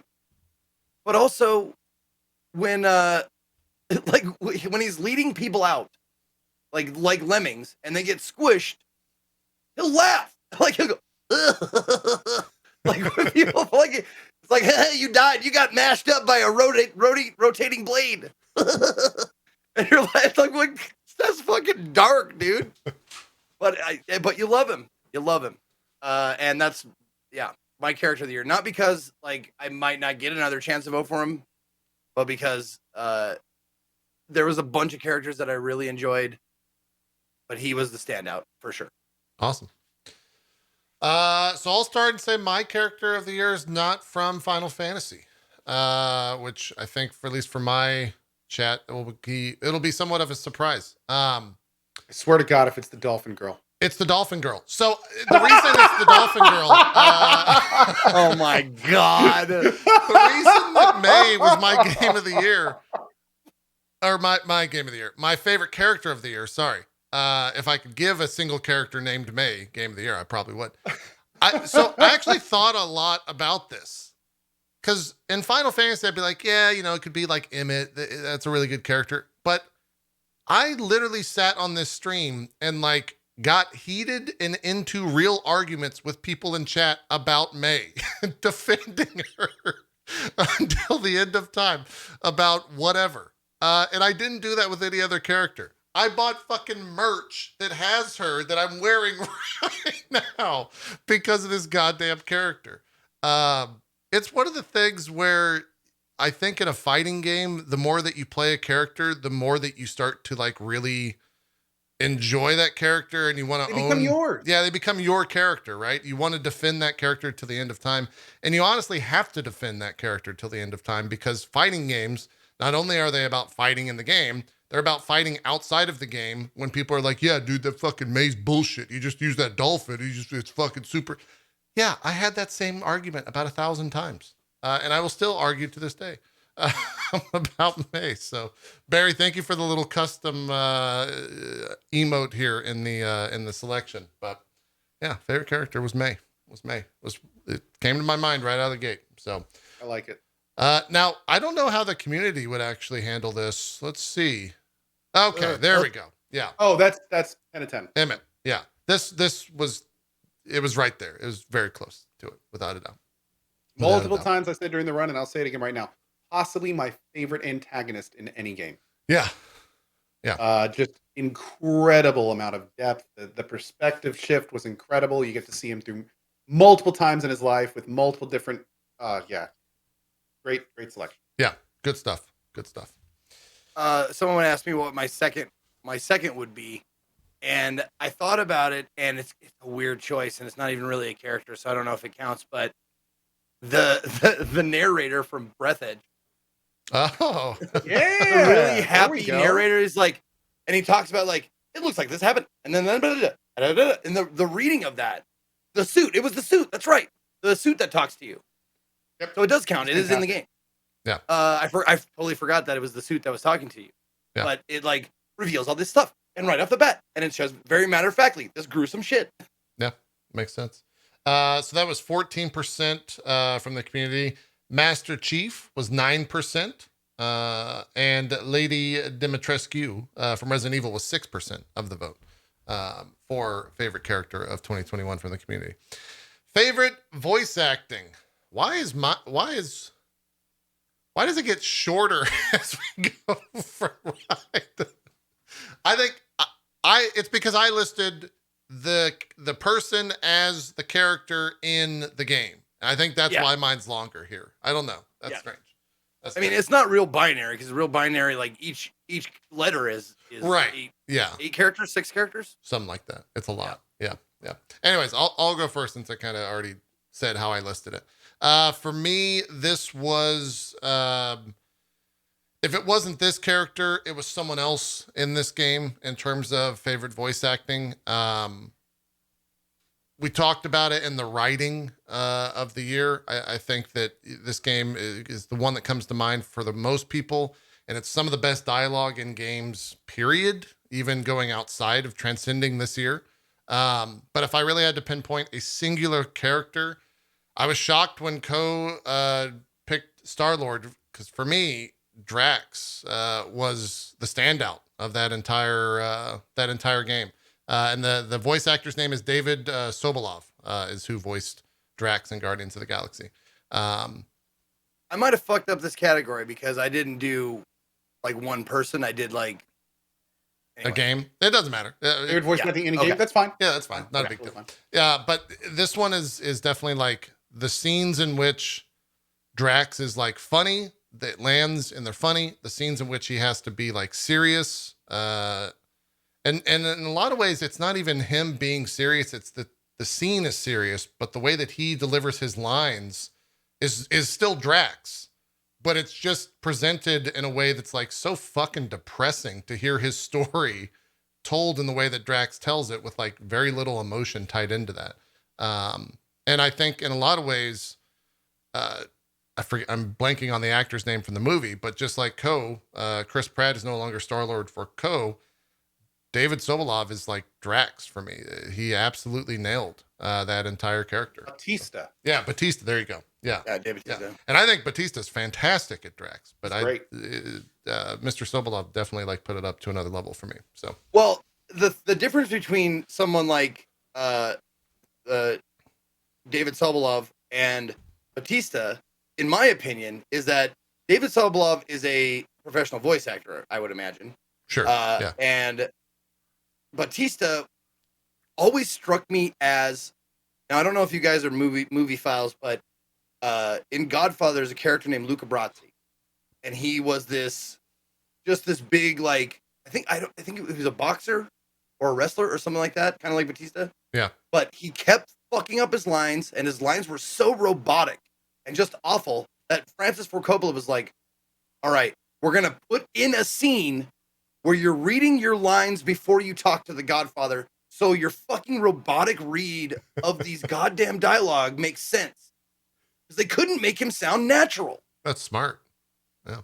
And that's what it always, the Dave Bautista always struck me as. It's like, he's good, but I don't know if that's on purpose. Right. I will say he's also I think Dave Bautista is actually a very good actor. He's in Blade Runner, and he's fantastic. Blade Runner. Yeah. Turn my attitude around a little bit. Yeah. He's also in Dune, and yeah, all that stuff. Not a lot of emotion in Blade Runner. It was all very somber. Very true. So, very true. Yeah. Anyway.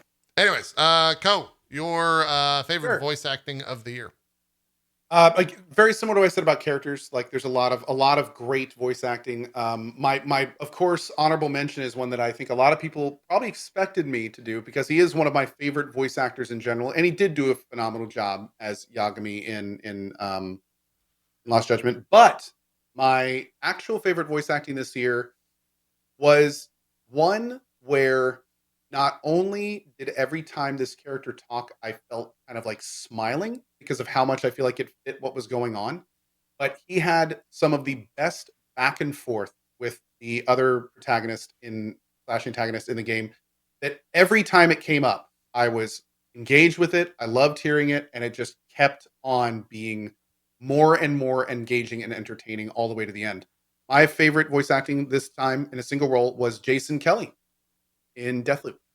I thought he did a phenomenal job. When that came up in the Game Awards, I thought he was a shoo-in. Yeah, frankly, both him and his counterpart, the girl in the situation, the lady, they did a phenomenal job. It was one of the best parts of Deathloop, by far, in my opinion. They absolutely nailed it, picking them to be the two leads. So I thought he did a fantastic job.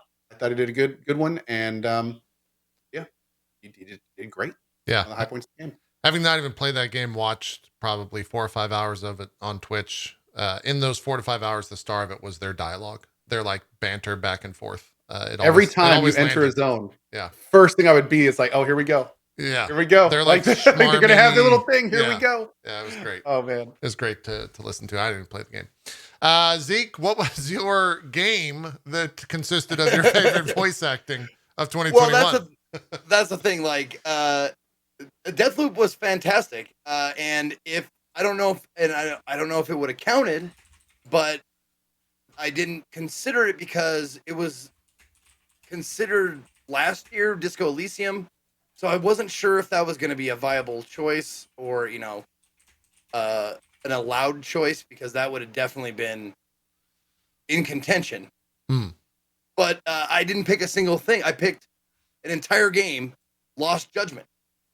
And the reason why I picked that, because I thought the category was, because it wasn't favorite voice actor, it was favorite voice acting. Sure. The reason why I picked it is because, as a whole, I think all the way around, and because I played it halfway through in the original Japanese and halfway through in English, and it is, like I said, okay, having played Lost Judgment in the original Japanese for the first half and the second half with the English dubs, I can safely say that Ryu Gogotoku voice acting it and localization team remain the gold standard that other games strive to attain.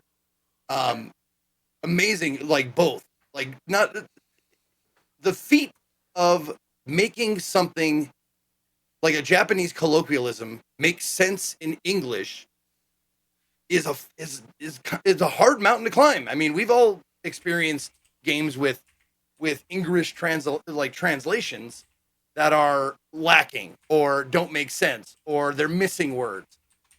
This one is just fantastic all the way through. Every single person in it, whether they're like campy or hamming it up or they're being very, straightforward and serious.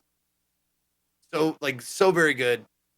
If I had to vote for a single voice actor, that would be a tough choice. Like I'd have to like re-rack my brain and come up with a single one. But like this one was an easy category for me because I'm like, oh, voice acting as a whole, oh, Lost Judgment, no problem.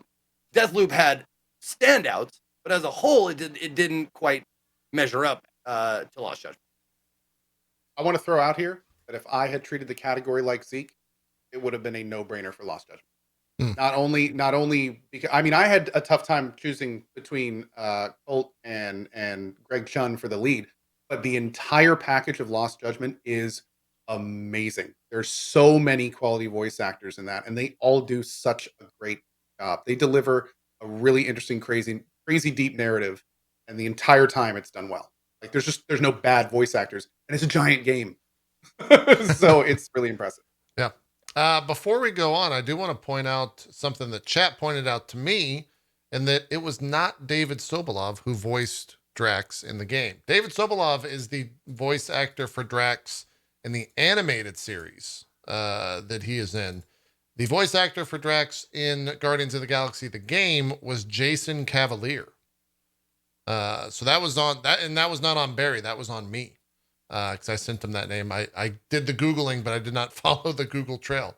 So there you go. It was not David Sobolov. It was Jason Cavalier. Also, he's got a cool last name. So shame on me. Yeah, it's a cool last name. Yeah. By the way, I need to give a public and very loud shout out to one of my community members, C. Stringard, who not only makes wonderful Be Right Back screens and mashups of games that I'm playing, but sent me a fucking Google Calendar with every game I played this year on it. Oh, nice. And I just did it last year, did it this year, like just out of the blue without asking. Like, That's great. I thought this might help, and I'm like, yes, it helps. Yeah. Holy shit! Like just out of the goodness of their heart, and I cannot be like it. I'm so grateful. Thank you. Yeah. I pulled up Solinome for that and just hope that they still have that information. It did. But Oh yeah. yeah. And then the community vote for favorite voice acting. I think this is probably going to be a game. It was Endwalker. Yeah. You see what happens, Mod, who I'm not going to name, when you break the rules? This is why there's structure. Moving on. Nobody give a shit about the rules anymore.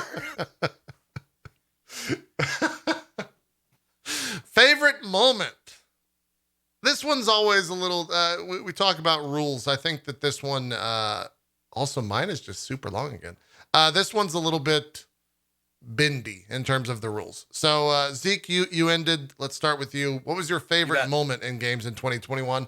Also, do we want to preface this with spoilers at all? Mine is not a spoiler, but I'm just this throwing whole that out show there. is a spoiler. Okay. I mean, I know I've said, yeah. Okay. Okay. You have to assume that this is a spoiler cast, I think, in a lot of ways. Okay. I mean, we're talking about like our favorite games and why they're our favorite games, and yeah.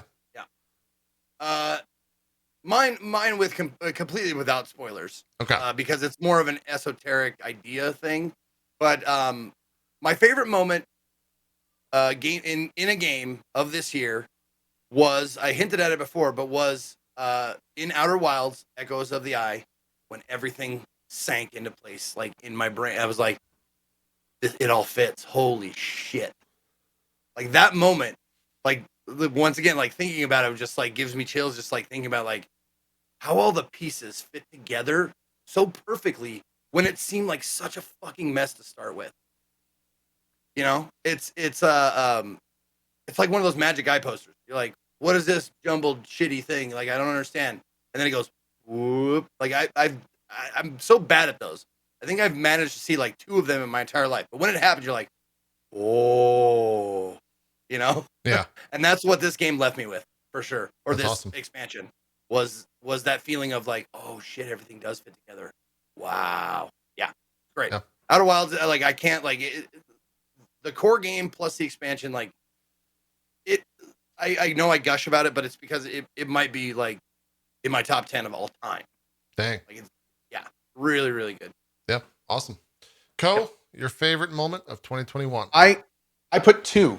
The first one I think is going to be pretty obvious. I mean, when you spend 300 hours setting up dominoes and they all come crashing down. I literally spent the entire last half hour, like with teary eyes, for the end of Endwalker.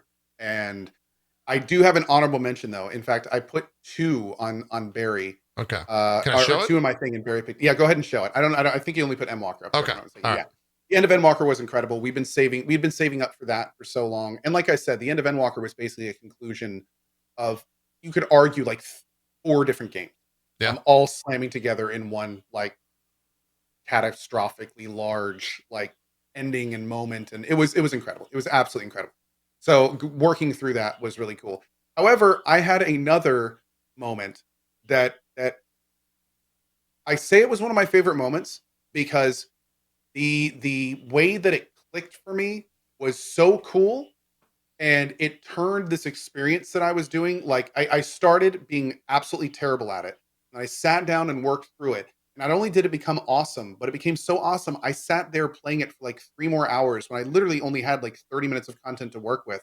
But it was so much fun just playing it that I absolutely loved it. And funny enough, my honorable mention goes to a game called Sifu. I played an early access of Sifu, and it was so fun. Like, I can't wait for this game coming out. It is so rare for me to just sit down with something and just do it over and over and over and over and over and over. Like, no story progression, no nothing else. Going back to square one every time, not a roguelite. It was just so much fun to play that I absolutely loved it. So in my thing I submitted to Barry for favorite moment, I actually have Sifu and Endwalker finale in my thing there. I loved it, and honestly, I can't wait to play it next year. I'm very excited. Yeah. We're all looking forward to it at the beginning of Feb. For me, favorite moment is not Final Fantasy, which is maybe a shocker to some people. I'm shocked right now. I am actually shocked. It is a very personal moment to me, and it did not happen on stream, but it did happen while I was playing a game. When I started playing Guilty Gear Strive this year, it was one of, man, I'm really bad at fighting games. When I saw that dolphin for the first time. Yeah, I knew. And then I bought a bunch of stuffed dolls. But when I started playing Guilty Gear, I was awful. I've never been good at fighting games. And I set that goal of, I want to try and like set a goal that seems attainable and see if I can actually get there. That goal was Celestial and Guilty Gear Strive. I hit Guilty Gear Strive Celestial rank off stream. And it was, my wife came running downstairs because she thought I was hurt. because I screamed so much. I recorded myself like doing this on the monitor and my hand was shaking. There was definitely tears involved with it. It was a very personal goal that I like set out to do, and I ended up hitting it, and it was just an incredible moment for me that I will like probably always remember. And I made sure to like have multiple copies of that recording because I wanted to be able to relive that type of stuff. But I think that's like just the competitive video game nerd in me that like finally was able to do it again, just kind of like it happened in Overwatch all those years ago.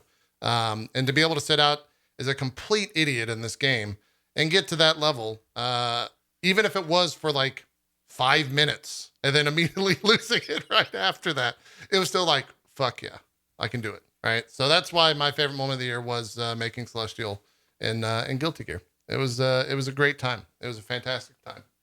And a huge shout out to Justin Wong, by the way, for helping me and coaching me through all that.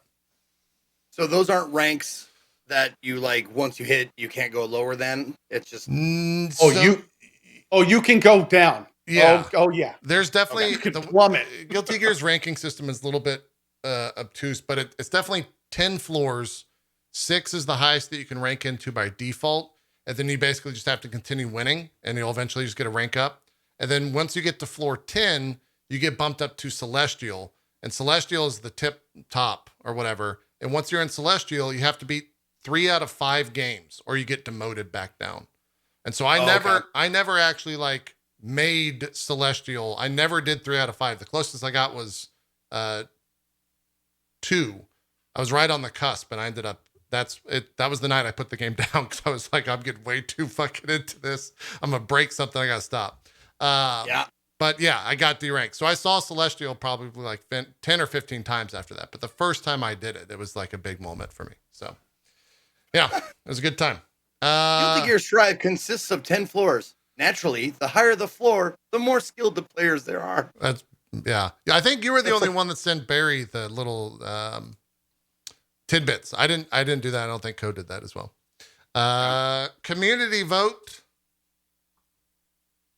Yeah, Endwalker. It's the Hades of 2021 is ultimately what's happening here. Yeah. Biggest surprise for me, this I'll just go real quick because I've kind of already seems it's Guilty Gear Strive. Didn't think that I would, one, let alone play this game, 2, that I would be as attached to it as I was, 3, that I would start a fucking show around it, and 4, that I would be able to play as well as I did, regardless of character and all that type of stuff. So yeah, that was my biggest surprise of the year for 2021. And there was honestly a lot of surprises this year. Strive was the one that like came to my mind first off, but I think there's a lot of stuff. I'm interested to see what y'all's are here because there were some surprises in a good way. There were some surprises in a bad way. And there was just honestly some surprises. Zeke, you've got a long one apparently over there with all your binary up top. What was your biggest surprise of 2021? My biggest surprise of 2021, it was a game that I was like, maybe I'll play it. Maybe I will. It's good. I don't know, man. I never got into those games. I missed that boat. I missed the whole boat on all those duo games from the late 90s and up into the mid 2000s. I don't know. I mean, is it a kid's game? Ratchet and Clank Rift Apart fucking blew me away. Blew me away. I had no idea how good this game was, and I'm so glad that I gave it a chance, man. And the reason why, like, I get surprised a lot because I play a lot of, indie games, a lot of unknowns and shit like that. I get surprised by games, coming across. This game came with a reputation, or not a reputation, but a history attached to it. 17 games, apparently. I had no fucking idea there were that many. Yeah. But, like, there was a shitload. Like, I remember some of the names of them. I was like, oh, up your arsenal, clever. I get it. Haha. But I never picked one up. And then I picked this one. I was like, is this what I've been missing? Holy shit, this is good. Yeah. Like nothing ever, like none of it ever like called out to me. No Jack and Daxter, no Ratchet and Clank. I always forget the other one. Banjo-Kazooie. Like none of those like really spoke to me ever. But enough people, I was influenced. Enough people were like, "This is great. It's phenomenal." Blah blah blah. So glad I played it, and so surprised at how just wonderfully fun and beautiful it was all the way through. Nice. Yeah. Now, Cohh, yours is short here. Can I guess? Or Please. is it Halo? No. Okay. I was going for short names there. I don't know what it is then. Go ahead. So similar to what I said in Guardians of the Galaxy, I felt like biggest surprise should be a min max situation where when I went in with such low expectations and then came out with like being very wowed by it. And this particular game, I went in going, oh, "This could be kind of cool. Looks kind of fun." When I was done with it, I was like, "This is one of the better games of this type I have played." I was engaged all the way to the end. I had a really good time with it. It was incredibly smooth and a good example of how these games should always be made. My biggest surprise was Chorus. Chorus was awesome. I had a great time with it. Not a lot of people played it. I had the gameplay is top notch. It's action, but it always feels good. It's super slick. It's pretty. It's got like some cool like semi-open world to it. It's just a really cool game. I had a great time with it. I feel it deserves more recognition. And honestly, like with as much as I liked it when I was done with it, it really surprised me. Huh. What I know I think we've talked about this on DF. What type of game is Chorus again? Chorus is a semi-open world space arcade space game. So you Okay. it's the game where you like the demo made it would look very much like a game called Everspace 2. It's basically a Okay. third person super arcadey ship. You can dodge That's left right. and right. Okay, I remember this Yeah. now. It's really a fun game. They do it really well. It's kind of like a more arcadey, slightly more focused Everspace 2. There's so few games of this type, unfortunately, anymore that there's not a lot to compare it to. Sure. Yeah. I think that's what I said. And then I was like, oh, that looks like Everspace. So then chat, let me know how wrong I was.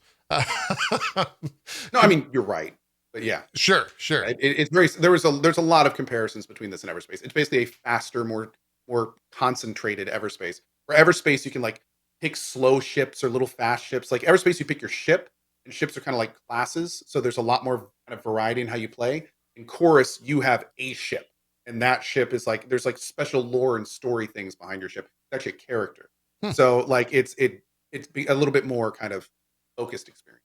Nice. They do it really well. Nice. How many hours? Oh, go ahead. How many hours was it? That's a good question. I did not do everything. There was more for me to do at the end. And I spent I keep spelling it chorves like an idiot. I want to say about like 15-ish hours, 20-ish hours. Oh, not too bad. Yeah. Well, it's Don't their remember dumb exactly. fault for putting it in the old fucking Latin spelling. Yeah. It's true. But anyway, yeah, I loved chorves. It was good. Yeah. Cool. Community vote was okay. Guardians of the Galaxy. I think that's Totally understandable. Yeah, totally understandable. It was That definitely was my second. Yeah, I be think fair. that was probably my second as well. After that E3 show, no one expected the game to look like it did. Redemption of the year. Zeke, I know you struggle with this one. It was a tough one, man. I struggled with this one until it came to me. Then I was like, okay, yeah, that's my redemption of the year. I'm curious what you settled on, though, for your redemption of the year. It's apparently a long one, and so is Cohh's, which they're not It's the just a same long text description. string. Okay, Yeah. all right. Then go ahead. What was your redemption of the year, 2021? There was a lot of fails, man. A lot of fails, but and I asked JP like, "Do you get any suggestions?" And I asked my mod chat. I was like, "What do you guys think?" And then someone brought this up, and I was like, "Oh, okay. It's not a redemption for the company, but it's a little redemption for some people." My redemption of the year is the $100 million settlement that Riot Games had to pay or has to pay. Yeah. A little bit of redemption for the victims. It's not like I mean, obviously, the whole situation sucked, but like a little bit of light at the end is that the Riot had to pay a big fat check, you know, and that's a little bit of payback for the people who had to put up with this shit or or chose not to or whatever. Right. Right. Yeah. Yeah. So that was the one I was like, you know what? I can jibe with that. That's as when someone brought it up, it's like, how is that redemption? Oh, for the victim. Oh, sure. Right. Topical. Okay. Yeah. Yes. Recent. So just to be clear, we're not talking about the company Riot getting Games is not better. the one. For Yeah, the Riot redemption. Games is not the redemption. Okay. Yeah. Okay. That's for Yeah, the people Riot affected. Games has reached a 100 settlement 100 million to agreement them with is like, California. oh, let me just open my wallet real quick and give you a few. Guys, we put out a new skin. It's got a green pixel on that character. Yeah. We can go ahead and pay him. Okay. Riot Games has reached a settlement agreement with the California Department of Fair Employment and Housing, California Division of Labor Standards Enforcement, and multiple private plaintiffs regarding the gender discrimination class action that originated back in 2018. Yep. Cool. Cohh, your redemption of the year, 2021. My redemption of the year came from, honestly, I'll be honest. After some of the earlier stuff, I had written this stuff off. I had pretty much written it off completely. I saw the writing on the wall, and I assumed that like I probably never wanted to touch this again. I thought it was just going to be farmed moving forward for this not. It just wasn't looking good to me. In fact, so much so that I basically said I wasn't even going to associate myself with it moving forward. But sure enough, then the next one came out, and I was like, "Well, holy shit! This actually maybe it's going to be okay." My biggest redemption of the year was the Marvel franchise in video games. I saw with Marvel Avengers like what they were doing. I saw that even the people that liked Marvel were just going, this is not good. Monetization looked terrible." When I saw Guardians of the Galaxy, I was like, "Oh God, they're just going to try to farm this too now. Like, this is bad." And then I played it, and I was like, "Well, damn, this is like actual super quality content. It is directly Marvel. Like maybe this is going to be okay in some ways. Maybe it's going to be all right because this is frankly a direction that I would love to see them go on." So yeah, that was my big redemption. Was for me personally, Makes I sense. had basically written off Marvel after the first game, and the second game got me back on board, to put it bluntly. Yeah. I think that game, it's a great choice, right? Like you said it right. Avengers lost not only not Marvel fans, but like diehard Marvel fans. Like I can't, Yes. I As a can't not- defend that game. As a non-Marvel fan, I looked at Avengers and was like, I feel bad for the fans of Marvel. They are clearly just getting can't their money defend it. taken from them. Yeah, Yeah. yeah. Like it was bad. But then sure enough, something comes out like this. It's like, this is worth every freaking penny. Yeah. Give us DLC and give us another one. So yeah, it was good. It was good to see them treated right. For sure. For sure. My redemption of the year is for a game that I think, kind of like with the E3 stuff that we saw of Guardians of the Galaxy, they showed this game and I was kind of like lukewarm on it. I think the rest of the internet was like, "Oh my God, this is a dumpster fire. This is not good. It's the worst fucking thing. What have they done to this franchise? It's the worst shit ever." But then like, all right, we're going to delay the game. And then I think Halo Infinite came out. And for me, I think this might be somewhat of a hot take, but for me, I think Halo Infinite did redeem itself. I think they delivered on the campaign. For whatever reason, the multiplayer just didn't stick with me. But I think that the campaign of that game was what I wanted. It was an evolution of the Halo series. I do think the open world aspect of that worked. I thought the storytelling of that worked.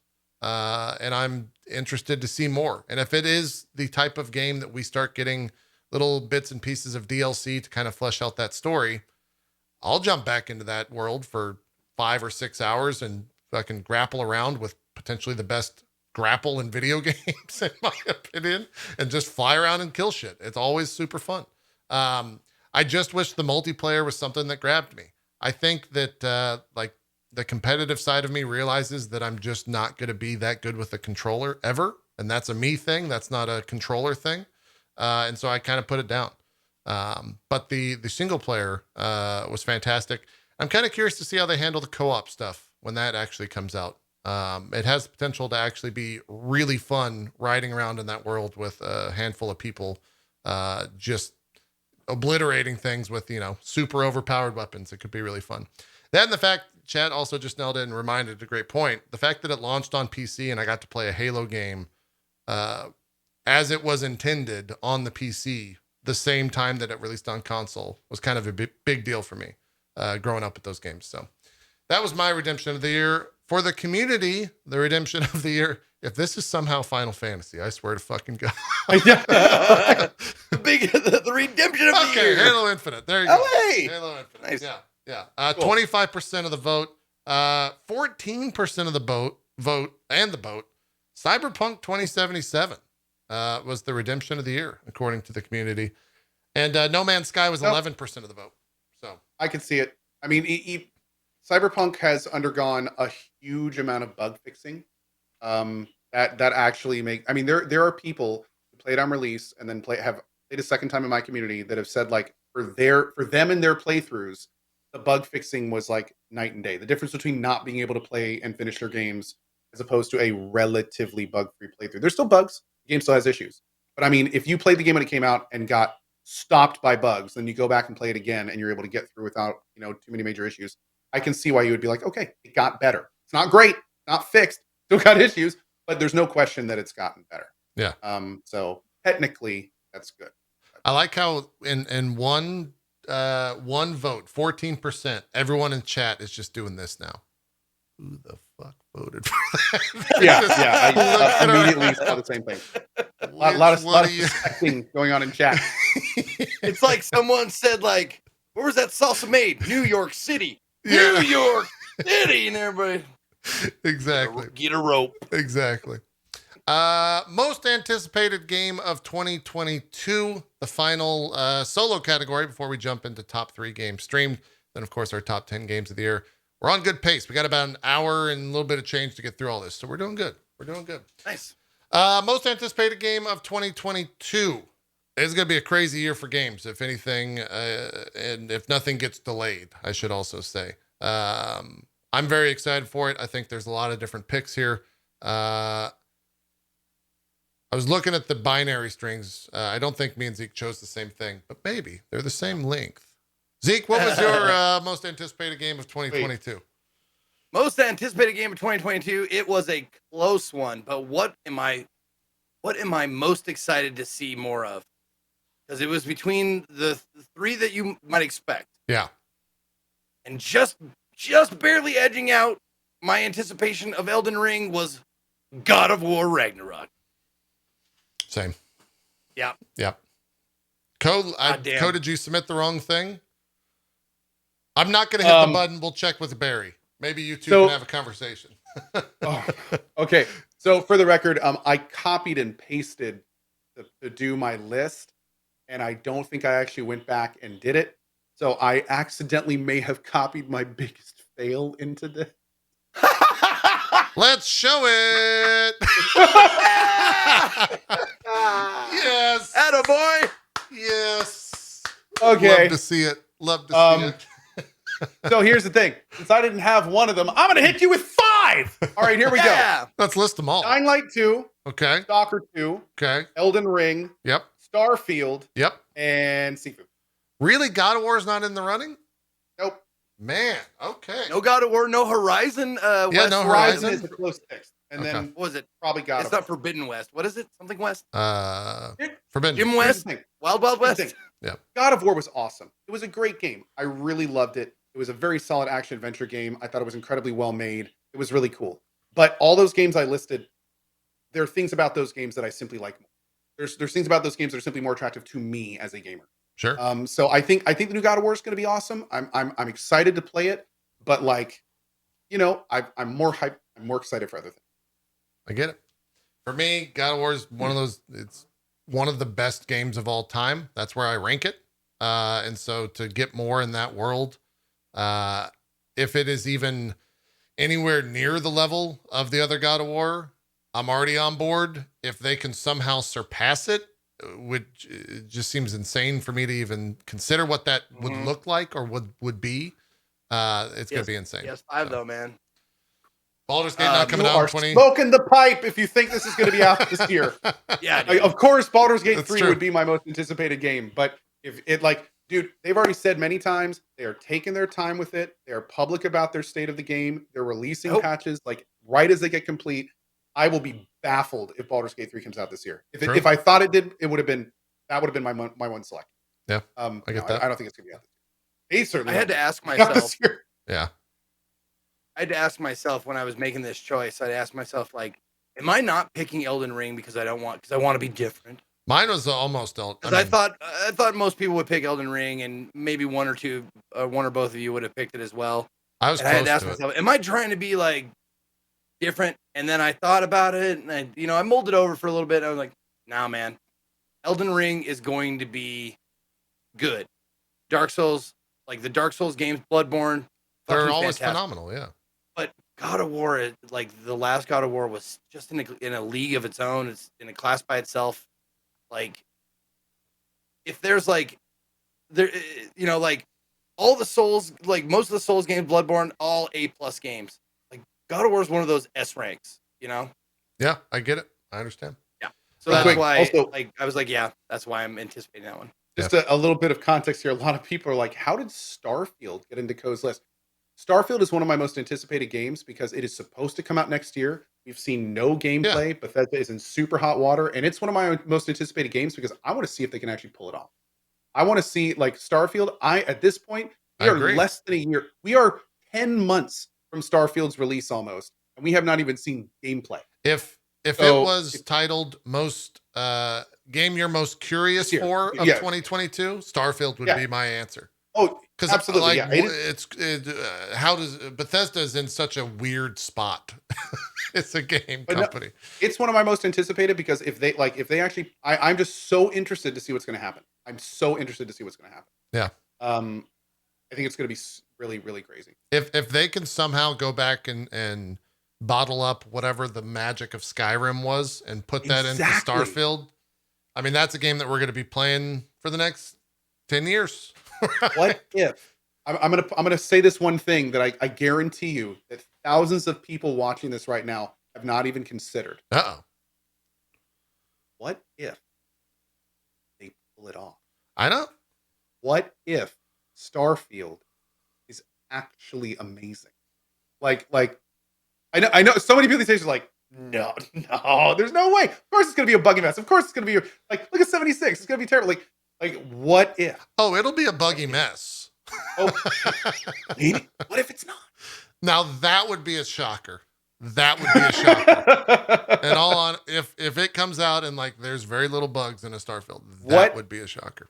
What if our buddy Phil walked in and he said, "I will not allow a trash release, and I'm going to sit here in this studio, Bethesda, until you make it up to my quality." If that's the case, we're inviting. And then it becomes Starfield, produced by Phil Spencer.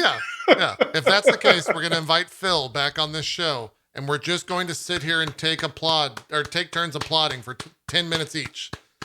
And we're not going to ask him anything. We're just going to sit here and applaud him for making that happen. Man. So, yeah. Anyways, most anticipated game for Cohh, Battlefield 2042. Community vote. I hope you did what I did and took a screenshot of that. Oh, I certainly did. We got video footage of it. Yeah. It's not going to get edited. Community vote, Elden Ring. That makes a lot of sense. It was absolutely right there. 100%. Yeah. I think we're all. And the thing about Elden Ring that makes so much sense is that we've seen it. We know it's going to be good. Yeah. There's no we got like what? Some people had 4 or 5 hours in that demo, and it was all great. It was like there's so much new stuff, and there's new mechanics, and the bosses all look good, and the world looks great. Like no brainer for that one. Yeah, it'll be good.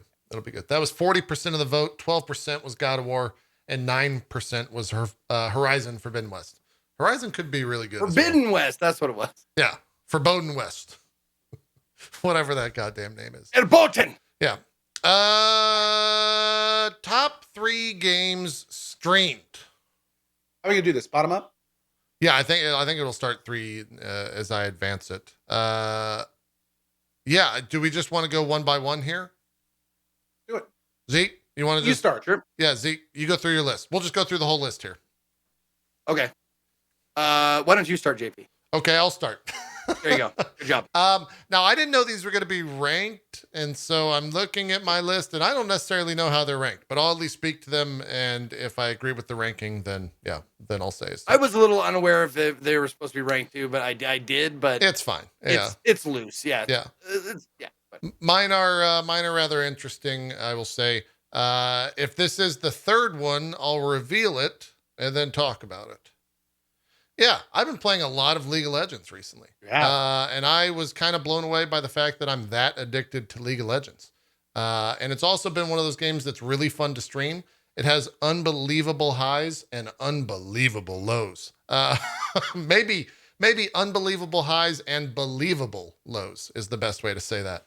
Uh, but I'm really enjoying that. The new league starts here in about 5 days. I'll definitely be playing a lot more of it. Um, but I think if you were to go back and tell past JP from 5 or 6 years ago, the Dota version of JP, I would probably get beaten up by myself in the Probably past. beat yourself up. Yeah, I'd probably beat myself up for saying that. The next game was one of those games that we've talked about a lot. If it is the same in the list, it is. Guardians of the Galaxy was a game that has kind of been a first for the stream, and that was that it was a single player story driven game where everyone in the chat was super into the game that we were playing. And like all of the jokes were landing. Everyone was like enjoying the playthrough and laughing together.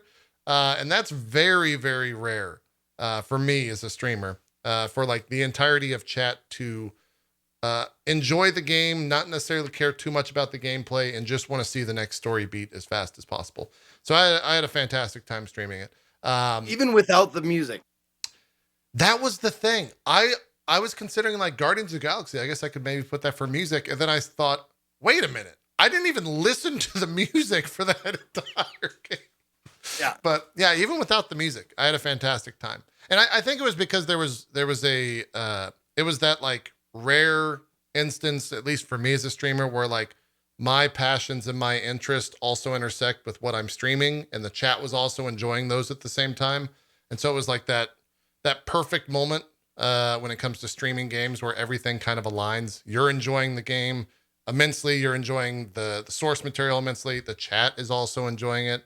Everything's landing. I'm not having to like defend the game in this weird situation that sometimes comes up as a streamer. But yeah, it was a lot of fun. It was a lot of fun. For the ambiguous title, top 3 games streamed, has nothing to do with hours. It has everything to do with what we personal enjoyed as streamers the most streaming a video game. Yeah. And then if you've been watching this far, this is not going to be a surprise whatsoever. Guilty Gear Strive was a game that I just had a blast streaming. Chat, it was one of the rare instances where like I got a lot of great feedback from chat and a lot of helpful information from chat and streaming that game. And when a round went well, or when I quote unquote bodied someone, I popped off on stream, and it was fucking awesome. Like it was great to experience that on air. I had a fantastic time playing that for the like 60 or 70 hours that I did. It was a fun time. So it also has one of my favorite emotes that's still on the channel, even though I haven't played the game in like 3 months or 4 months. Anyways, that's my top 3. Zeke, you ready? Sure. Go ahead. What are your top 3 games top 3 games streamed of 2021? Okay, at number 3, I had such a fun time showing off this game. It was one of the community manager and Swiss Army knife of the dev team is a personal friend of mine and of my community, and a lot of people know him. And we actually got to play the game early, and we got to play it with the main character voice actor on the line, or on a Discord call, and talk to him in character sometimes out. But Unmetal, the Unmetal stream was so fun. Just to be able to see this from where it's like towards where it started to where it actually was a finished product, and how good it was, how genuinely good the game is. Good at, and it's very good at doing what it was supposed to do. But the stream was so fun because we got to experience new stuff, but with people there who had a hand in the game or, acted for the game and stuff. Just had a blast, and I'm so grateful that I got to be a part of that process. Nice. It's really cool. Nice. Yeah. Number 2, it was fun to go back and check out a game that had a remake and is probably in my top 10 games of all time. When I got to play Demon Souls on PS5, playing Demon Souls and going back and seeing all the updated shit, but all the familiar stuff, but seeing how beautiful and gorgeous they made it, and how like it was a. I don't usually repeat games on my stream. I play it once, and then usually I don't play it again. Yeah.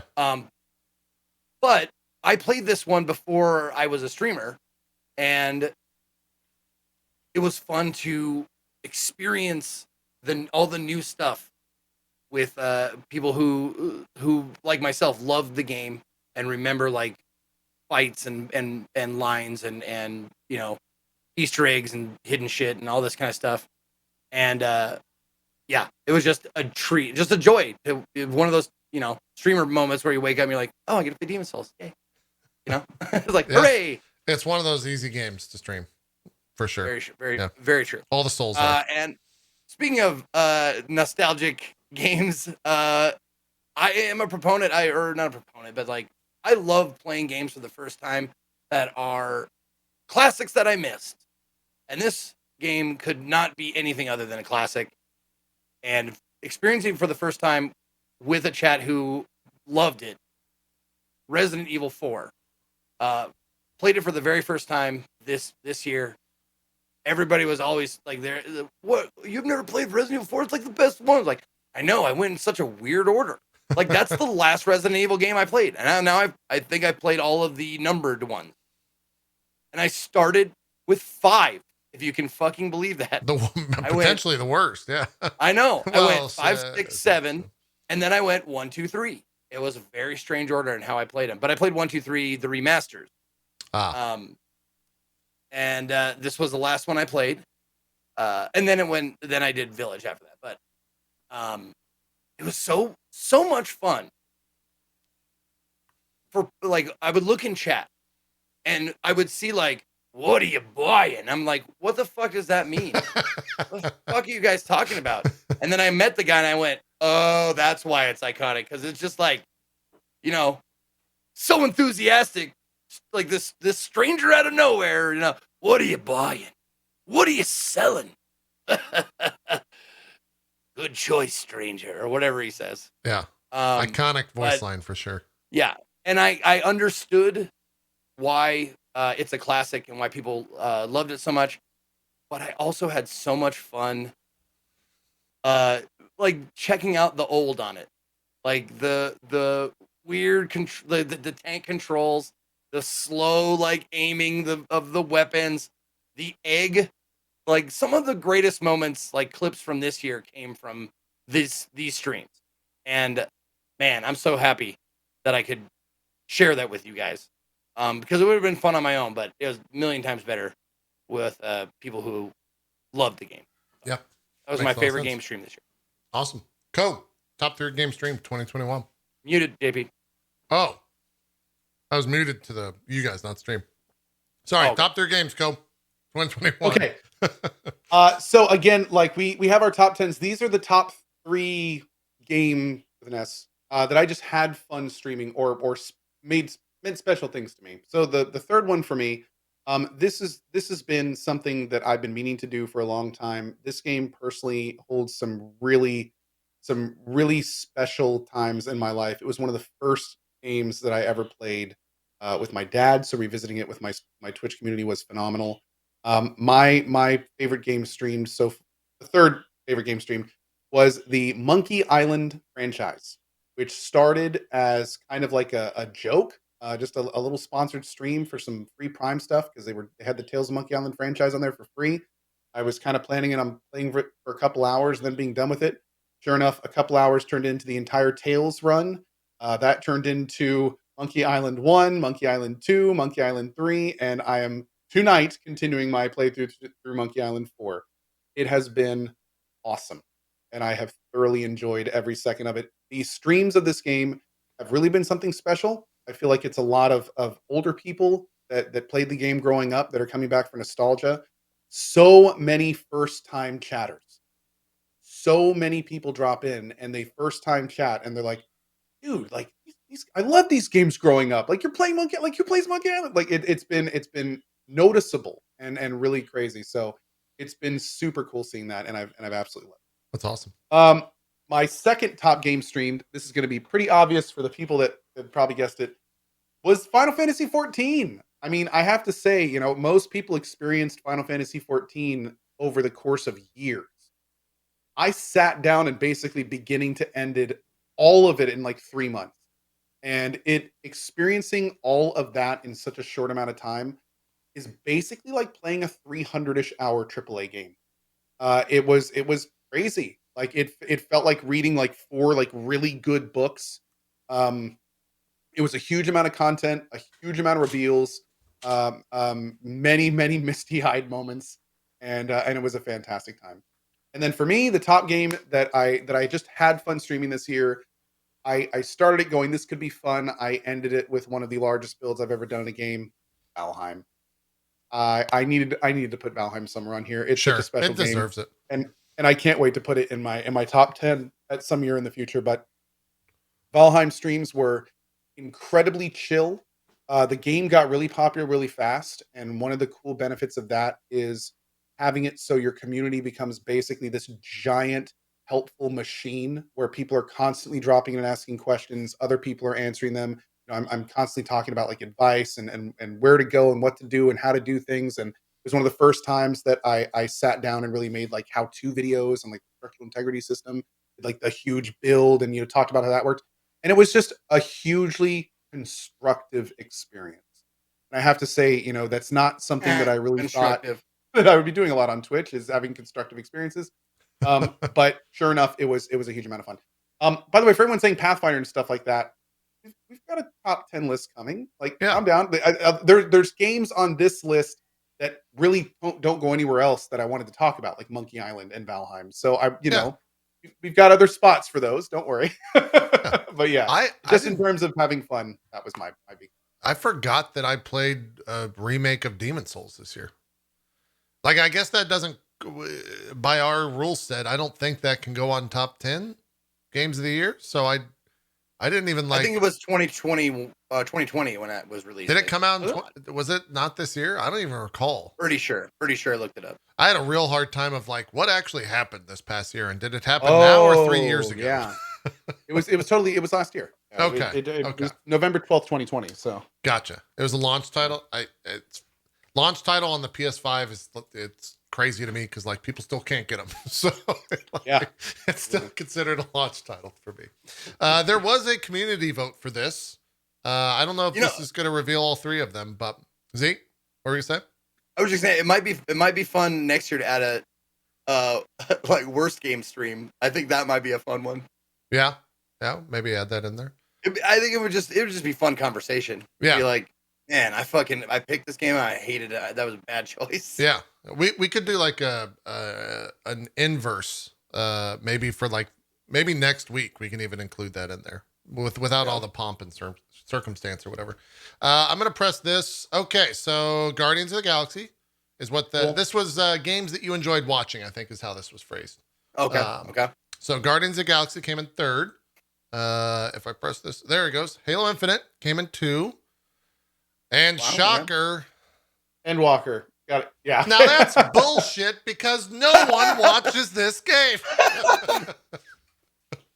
But I will say people like going back to watch reactions. Unless you're Jesse Cox. That's true. I was just gonna say, I remember he was doing pretty well. If I'm not mistaken. But that they were watching for the reactions because he delayed it. That's the way to do it. Yeah. Yeah. I figured this would probably. Shout out to Jesse, by the way. Like every other streamer that was not a Final Fantasy streamer that played this, we all, like, as it went on, it didn't matter how hype or what part of the story we were in, it just kept going down. And here comes Jesse Cox, and he's like, I'm just gonna get in this little rocket ship here, and I'm just gonna fly this to the top of the directory. Like, more power to him. I don't know what juju he was using, but man, he absolutally blew that away. That was fantastic. Yeah, absolutely awesome. Endwalker had 20% of the vote. Halo Infinite had 10. Guardians of the Galaxy had 6, and then Pathfinder was 5, and Resident Evil Village was 5. They tied at 5%. Pathfinder 5, hell yeah, so, there is that. All right, I think. Yeah, but these were all chosen from like a drop down, right?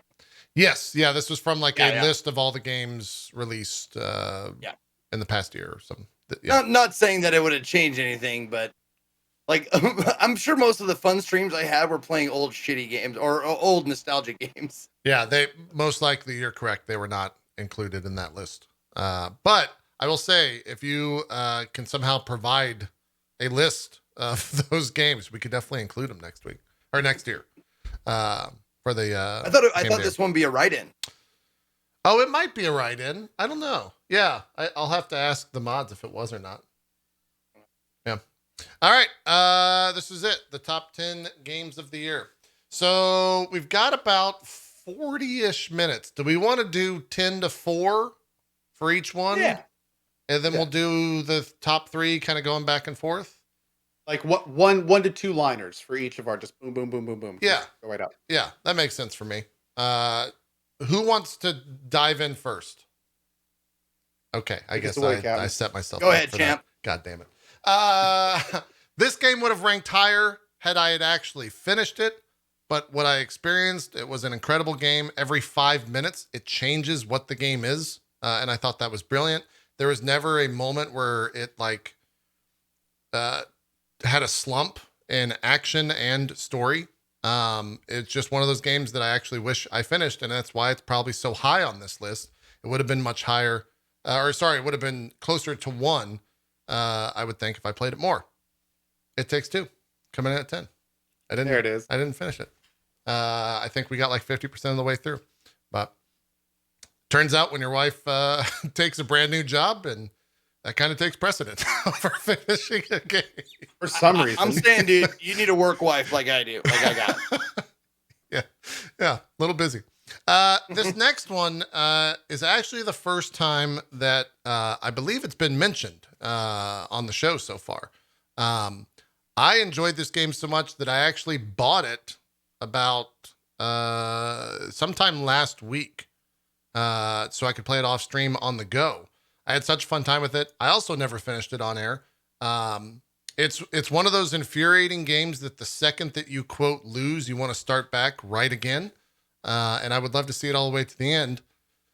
It's Loop Hero. What a fantastic fucking game that is from just a design perspective. And I really hope that they do more with that moving forward. I hope that's not just a one and done type scenario. Number 8 was a game that I think the only issue I had with it was the story. I thought the gameplay of it was top tier. I just felt like the story necessarily, the way that I enjoy a story is when there's an ending to it. This one is kind of like a choose your own adventure situation, but the gameplay was just a top 10 experience. And the graphics and the fidelity set the stage for potential future games of what they can look like and what they can sound like. And that's Returnal. I think that was a standout game this year. Number 7, a game that I had it was not on my radar whatsoever. I didn't even know if I was going to do a full playthrough. I checked it out one stream, and 30 hours later, I had finished it. I'm a sucker for JRPGs. There's always a couple on my list. While not necessarily a Japanese RPG, it is the truest form of that. It's Ruined King, a League of Legends story. The combat in that game absolutely keeps it relevant and is definitely worth checking out. Regardless, Man, I wish I played that game. Yeah, regardless of if you're a League of Legends fan or not. If you enjoyed Arcane, you can jump into this game and have a fantastic time just running around. It is a little buggy, but nothing game breaking. You can just like reload your save, and I think they've patched some stuff in it. Speaking of JRPGs, this is going to pop up somewhere. Tales of Arise. I spent a shit ton of time on this game. I'm a sucker. I was waiting for that. JRPGs. I was going to say, yeah. Yeah. Okay. Tales is a series that I've played pretty much every single one. And this was kind of the next gen step for that series. While not necessarily the best Tales, I do think that it was a fun one. I enjoyed hearing blah, blah, blah magic for 50 hours over and over, as I'm sure my chat did. But yeah, I think I enjoyed this one a lot. JRPGs always have a spot on my list, and they take 7 and 6 on this.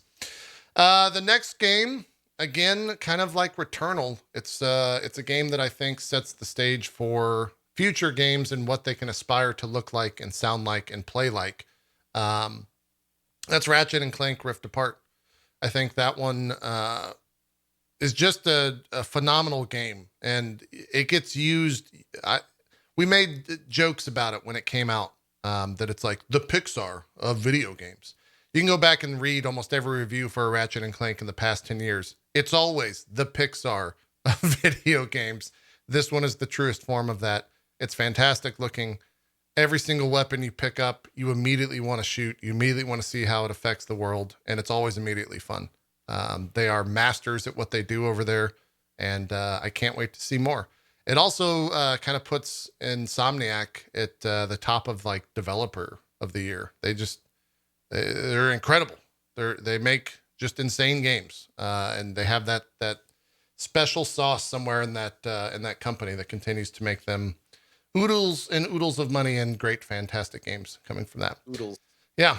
And number 4 for me, I knew this was going to be on the list, even before I ever played it. That's how much of a fanboy I am for it.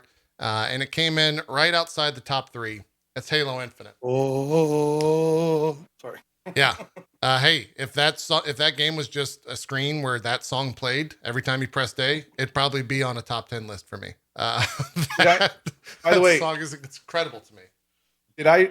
They sent me a helmet for Halo. Yeah. Stand. Did you get that too? So funny enough, I got the helmet on the stand because that happened. I told my wife that I need a helmet for my shelves. She went back and bought me the Halo 3 collector's edition on eBay because it's a better helmet. So that's what's on my shelves right now. That's awesome. I thought the one that they you were sent me is in a Bigfooting him, box. Cohh. No. I thought you were Anyway. like setting him up like, did you get a helmet like this? No. one? Oh, you didn't. The reason I said that is because when you take the new helmet off the base, Yeah. there is a light sensor that starts playing that song. Yep. So you can just play it whenever you want to. Yeah. No, I've definitely, I figured you had it. I've trolled members of the family by just walking around with that and playing that. As I like walk into a room, I'll have it behind me and press the button. It's a lot of good fun. Now, are those helmets the wearable kind or not? If your head's not as big as mine, yeah. Yeah, you can wear them. Okay. Yeah. So I have a hard I mean, time they're not. putting It's it on. not like no chance for it's either not of us comfortable wearing to it, huh, wear them. JP? No, it's right here. I have the helmet. I can just show you. Yeah, it's not designed to be worn, but like you can wear it. Yeah. The corpulent melon havers. It's this right here. This helmet. Right here. Oh, it's all green screened out. Yeah, I was gonna say you can kind of see it. Oh, you got the John Cena edition. Yeah. Oh, Yeah. So, but yeah, it's Terrible game. the Halo 3 collector's edition is better made. So, anyways, yeah, that's my 10 through 4. Who wants to go next? I crushed that, by the way, in time. Killing it. You did. That was good. That was good. Go, Cohh, go. Oh, Want me to go next? I was gonna say you can go next. Oh, I thought you said me. No. I said Zeke. Oh, okay. Then I will go. Sounds Yeah. good. All right. Coming in at number 10, one of those rare games that I played, and it was doable to 100% it, get all the achievements and stuff, and I enjoyed it.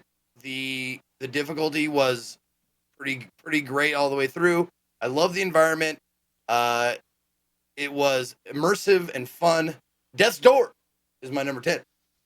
Had a great time playing that game. Like I said, it was one of those rare titles that I 100%ed because it didn't seem like it was going to take too much longer after beating the game or close to beating the game to complete all the things I had left. And man, it was a great game. I just had a lot of fun. It reminded me of when in my opinion Zelda was good. Like the Super Nintendo Zelda, Link to the Past, right? I think that was one. sure. Majora's Mask. That was When 64. Zelda was good. That's it harkened me back to those days. And give me the hate. Haters. Come on, haters. Anyways. Look, you got a second Rain one down coming out upon this year, him. maybe. You got a second one coming soon, potentially.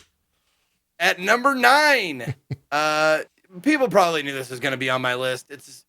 I love the first one, and the second one just gave you more and a little bit updated. Great story, great characters, wonderful environment. Psychonauts 2 is logging in at number 9. Yeah. Number 8 was my second biggest surprise. It wasn't my first biggest surprise. My second biggest surprise. And I see a lot of you felt the same way. Marvel's Guardians of the Galaxy. I thought you were going to say Final Fantasy. Yeah, Final Fantasy. Yeah. Didn't even play it. Heard so much good stuff. Thought it deserved a spot. No, Marvel's Guardians of the Galaxy, like I said, is a huge surprise that I'm pretty sure it was going to look great because we saw some of the previews, before it came out. Like, it looked great, but like, good graphics do not a good game make. And this ended up having all of the elements, or all the elements were better, much better than I expected. And the writing, it took my favorite writing this year. That was the biggest part of it, was that the dialogue was just so well done. Number 7, also probably not a surprise. Actually, most of my list is going to be pretty unsurprised, pretty corporate. Sorry about that. Pretty corporate.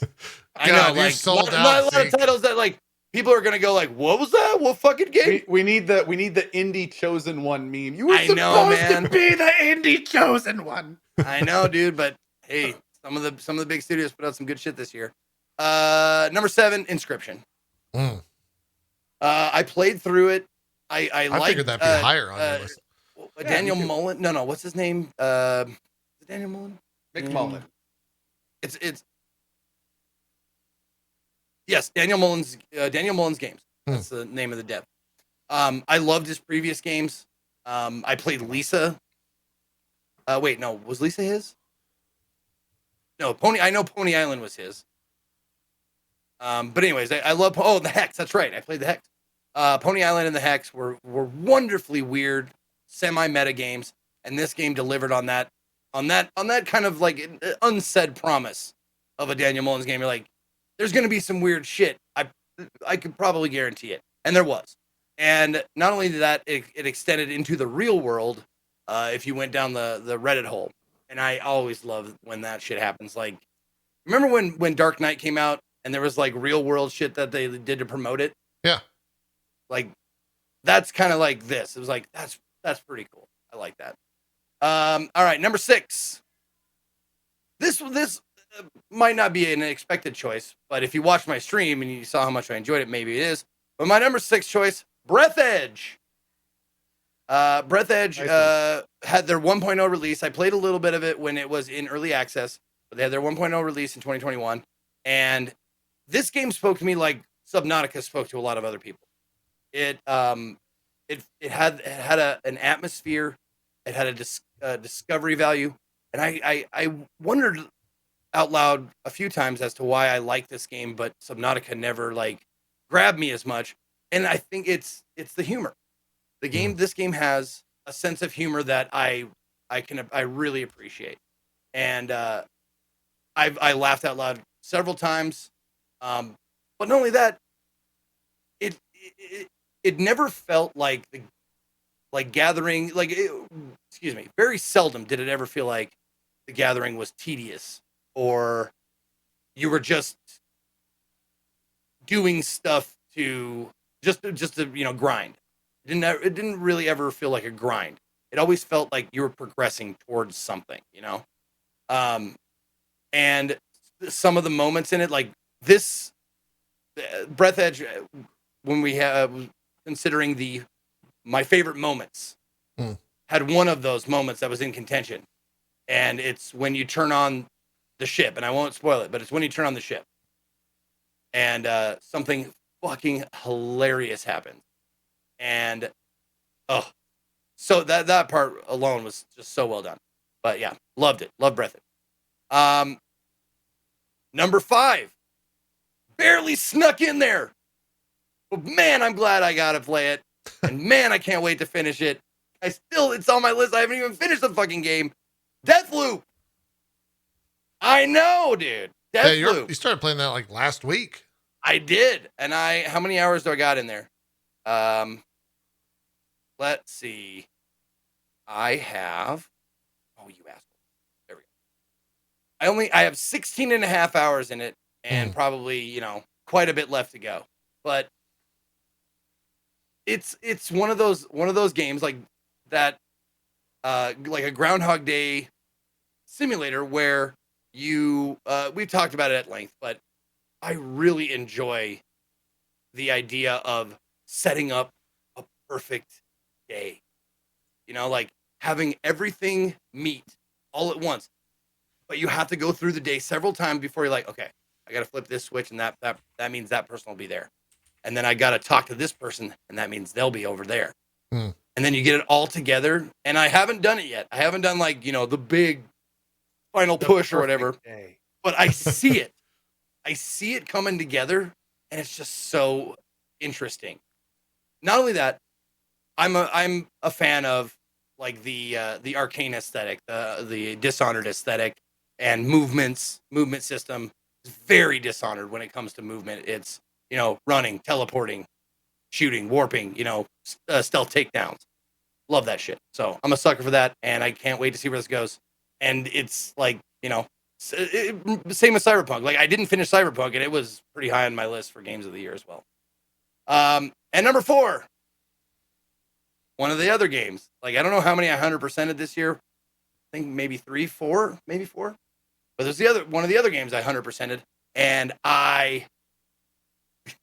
the aesthetic of it. A lot of people like it was in a lot of people's list for like, oh, I love the art style. It didn't speak to me right away. I got used to it. I never really like super enjoyed it, but the gameplay, that was something special. Loop Hero. Nice. Yeah. Loop Hero. Deathloop, then Loop Hero. Fantastic game. You say Loop Hero and having just played it last week, I'm actually getting upset thinking about the failed runs that I had. Yeah. like if I only had just placed that there. Yeah. No. It talk about setting up a perfect run. Yeah. You're like, okay, I know what I got to do now. I'm going to take a graveyard. I'm going to take a light. I'm going to take a this and a that. I'm going to plug them in. I'm going to see what happens. And then when you figure out like how certain things are supposed to work, you go, why would anybody choose this fucking tile? Yeah. Then you figure out like, oh my God, of course that's why, and it was just fantastic. It was a game that you can pick up and put down. I'm always been a big fan of those. Just games that you can just like stop playing and then come back and play it again. Yeah. Fantastic game. I got all the achievements, and it was a fun ride the whole time. Man, that's my top 6. I am nowhere close. My bottom 6. Near all the achievements. You better at that than I am by far. We'll see if I get there. Cohh, your number 10 through number 4 games of the year. Sure. Before we start, I do want to give an honorable mention. I wanted to put this game in or put it somewhere. Unfortunately, I didn't have a spot for it. But my honorable mention for my top 10 this year was Subnautica Below Zero. It was a great continuation of Subnautica. They did a really good job with it. I did a full playthrough. It was a lot of fun. It was probably like my 11th. Yeah. I did want to give a shout out to them because that was fantastic. It was very good. It was a good experience. My 10th game, we've already talked about a little bit. My 10th game of the year was Chorus. Chorus really surprised me. The gameplay was fantastic. I really enjoyed my time in it. It definitely is a labor of passion, which I really like seeing from devs these days. You can tell that they really liked their game and they just kept putting in little details that made it more and more interesting and engaging. It was a great game. I liked Corvs, and it was good stuff. My 9th game was a game that I really enjoyed. I loved the company that made it. I loved the voice acting in it. I loved the loop style of it, and pretty much echo everything Zeke says about it. The big thing about this game, and that is so unfortunately, and go ahead and pop it up, it's Deathloop. The thing about this game that's so unfortunate is I feel like Deathloop is a really good game, but it came out being marketed as the best game in the world, and that immediately put people on the defensive. I feel like Deathloop is actually a pretty damn solid game. It may not even be Arcane's best game, but it's a really fun game. but I think a lot of people have fun hating on it because it's not a 10 of 10 game. And the fact that like everywhere seems to say that immediately makes people be like, nope, that's not right. And let's go over why. And that just kind of sucks. I feel like if this would have come out to like 8 of 10s and 9 of 10s, that everyone would have been so much more receptive to it. And honestly, like it would have such a better reputation. But it's still a good Probably game. so. It's a fun game. Like I loved my time in it. I did have the perfect day and it was super enjoyable and felt really good doing it. So Deathloop was fun. I enjoyed it and definitely deserved it. As I'm playing it, dude, like I don't understand like what the hubbub was about. The reviews that came out for it were fucking crazy. Yeah, I'm 10 still out of to this 10s day game of the year, like nonstop very crazy baffled stuff. by that. Yeah. What's also crazy is like Deathloop's really cool, but I mean, like even some of the skills are basically just from Dishonored. Like I mean, it's just like you just got to take it for what it is, man. It's cool, but I mean, yeah. Anyway, and I for the record, I do love Arcane. I can't wait to see what they come out with next. Hopefully, it's Prey 2. Fingers crossed, but we'll see. We'll see. My number 8. I'm surprised. I'm surprised and not surprised that I don't see more references to this game. It has not yet been brought up at any other point in the show. Oh. I actually had a really good time from this game beginning to end. I felt it was an excellent addition to the franchise. I thought it was enjoyable. I liked the characters. I liked my progression through it. I had a good time in Resident Evil 8. And for me, it's my 8th game. I thought Village was cool. I thought it was a worthy successor to the Resident Evil name. I had a good time in it. And frankly, it was well made. Like I just enjoyed it. It was really cool. Look, Cohh, So some of I us are enjoyed still getting through 7, 1 hour at a time. Okay, it's gonna take me a couple months to get to 8. Yeah, I know. Similar to Deathloop, I feel like there's some elements of it that are kind of overblown. But it's a great game. It's a very solid addition to the franchise. And I played it, and the first thing I thought when I was done with it was looking forward to more Resident Evil. It's on a good path. Yeah. My Village 7th game, was 11 or 12 for me. Yeah. What was makes that? sense. 11 or 12? My 7th, I don't think anyone will be surprised as we have looped through it multiple times at this point. Loop Hero was my number 7th. I love Loop Hero. I feel like it's such a cool thing when an indie game comes along and essentially makes its own genre. Yeah. There are already ripoffs of this game coming out. We dubbed it the loop-like genre in the channel. And I mean, it's just so incredibly cool and unique and interesting. It takes elements from so many different things. It combines them into one totally cogent package. It adds on its own unique flair on top of it. And frankly, it's just a great game. So I really liked Loop Hero. I will probably return to it at some point in the future because it's super malleable in terms of how you play and what you get out of it. And it's just a great game. Number game on all 6 three. again, making probably, I don't know if it's going to be high on Zeke's, but number 6 for me is Returnal. I thought Returnal was fun. I thought Returnal was one of those total package games, even though it's kind of fun because the gameplay was phenomenal. I really enjoyed the weapons. I had a great time the entire time, but I was furious at the end of it. Same. Yes. Yeah, I felt like the entire ending, despite spoilers, I felt like the whole end was a cop-out. I was really excited how they were playing with like, is this real? Is this not? And I was super looking forward to them like putting some concreteness on it and being like, oh, that's what it is. The big discovery moment. And instead they didn't, because it's art for your own interpretation. And it's like, no, just tell us what it is. I wanted like, to no, don't ending. do that. That's dumb and lame. And everyone does that. Give us some answers, man. Yep. So anyway, even though I felt the story could have ended a bit better, I absolutely did love the gameplay. I loved the journey. And funny enough, there is something to be said to making you really feel something at the end of it, like it or hate it. It is really cool to finish something like that and be so invested that you really have strong feelings. Where you're kind of like, is it real? Is it not real? That says it's real. That says it isn't. That says it's real. That says it isn't. And you just go down the list and you can never come to a conclusion. So maybe we'll get a DLC or a second one day that gives us some closure. Maybe. But until then, it's just a fun game to play. Moving up the list. Now, this 5th game has again not been mentioned this entire show. I have Not no a idea peep, what not this a could word, be. not a hint towards my 5th game. Chat, what is it? Anyone? This game I had played in the past. I played it again when it came out in 1.0. I really, really like how these devs not only brought together multiple genres, but not a single person has guessed it yet. They brought together some very interesting mechanics from all sorts of other games. When I first played it, before it was released, I was like, "Oh, this is like a collection of kind of cool stuff. This might work." Sure enough, I came around, I played it to completion, and my 5th game of the year is Chernobyl. Ah, okay. Chernobylite on my is a list. super cool, super underrated game. That makes sense. It is so cool how they make it work. Chernobylite is a game where you go through, and not only does it have its own kind of semi-open world, you can farm if you want to with base building elements kind of thing.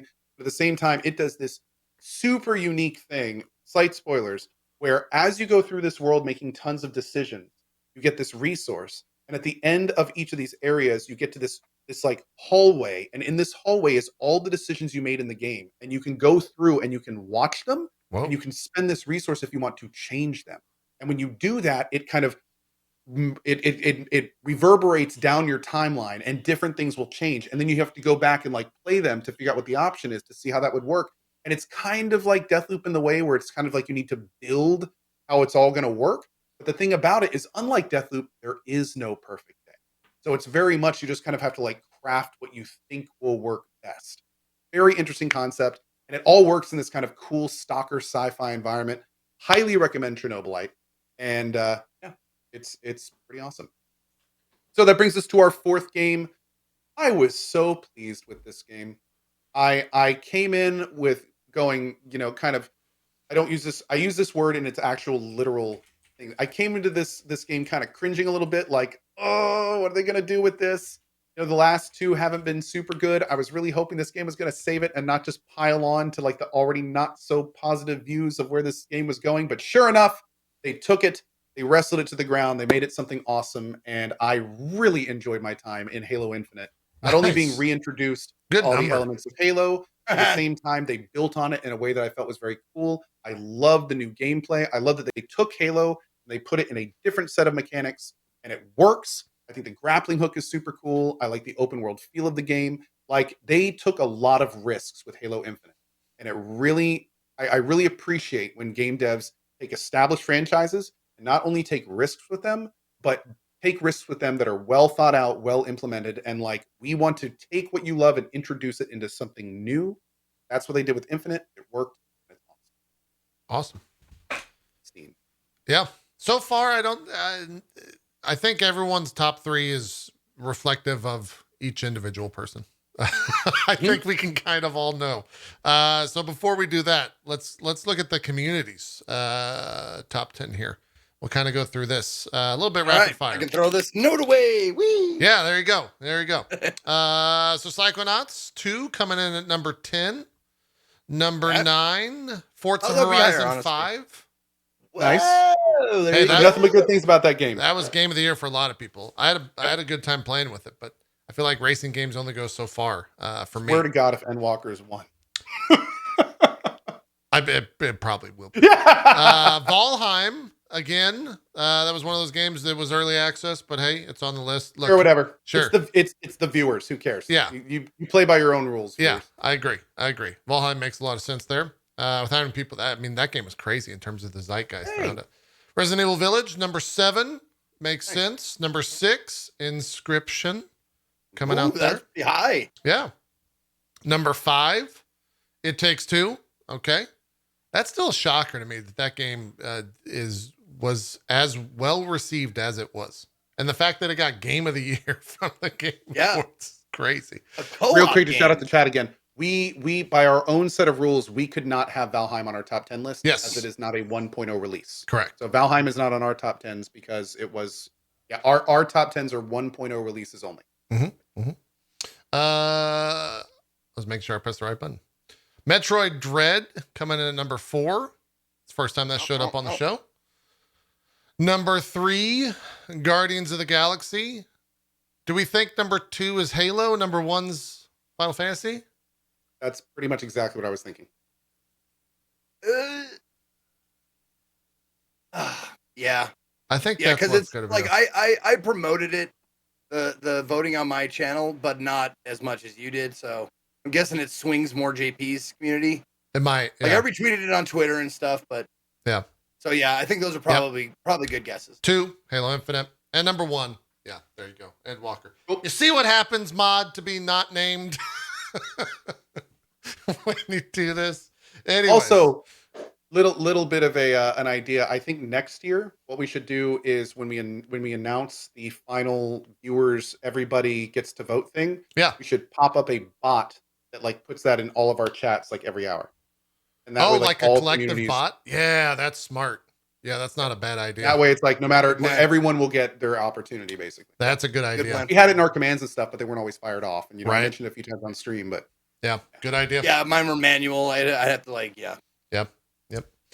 Good idea for sure. All right, I'm going to hit this button. Hopefully it's the right one. Hey, everything was saved. Okay, so do we want to do this where every line's revealed at the same time? Or do we want to I think we just do 3, 3, 3, 2, 2, 2, 1, Yeah. 1, 1. Okay. Well, we got 15 minutes left to make this nice and packed. So Yeah. what do I you mean, guys think? the games on my list I've talked about ad length, so I don't really need to say much more than that. I think it's just a matter of where they fall and not necessarily what they are. For me, number 3, I'm a giant, massive Marvel fanboy. It's no shocker that this is top 3. It was just a matter of how high in the list it would fall. So Marvel's Guardians of the Galaxy comes in at number 3. I think the only thing that kind of held this back from taking a higher spot on the list would have been the gameplay. Gameplay wasn't bad, but it was pretty basic. And I hope if they do a second one of these, they change a little bit of it. Maybe make it a little bit more interesting. And just, I don't know, iterate on it a little bit. It was kind of bare bones, ultimately. But the story and the dialogue and the voice acting carried that game all the way to the 3rd spot for me. Cohh, what's your number 3? My number 3 of the year, a phenomenal package beginning to end. I love the twists and turns. I love the characters. The voice acting was top notch. The combat was super fun. My 3rd game of the year is Lost Judgment.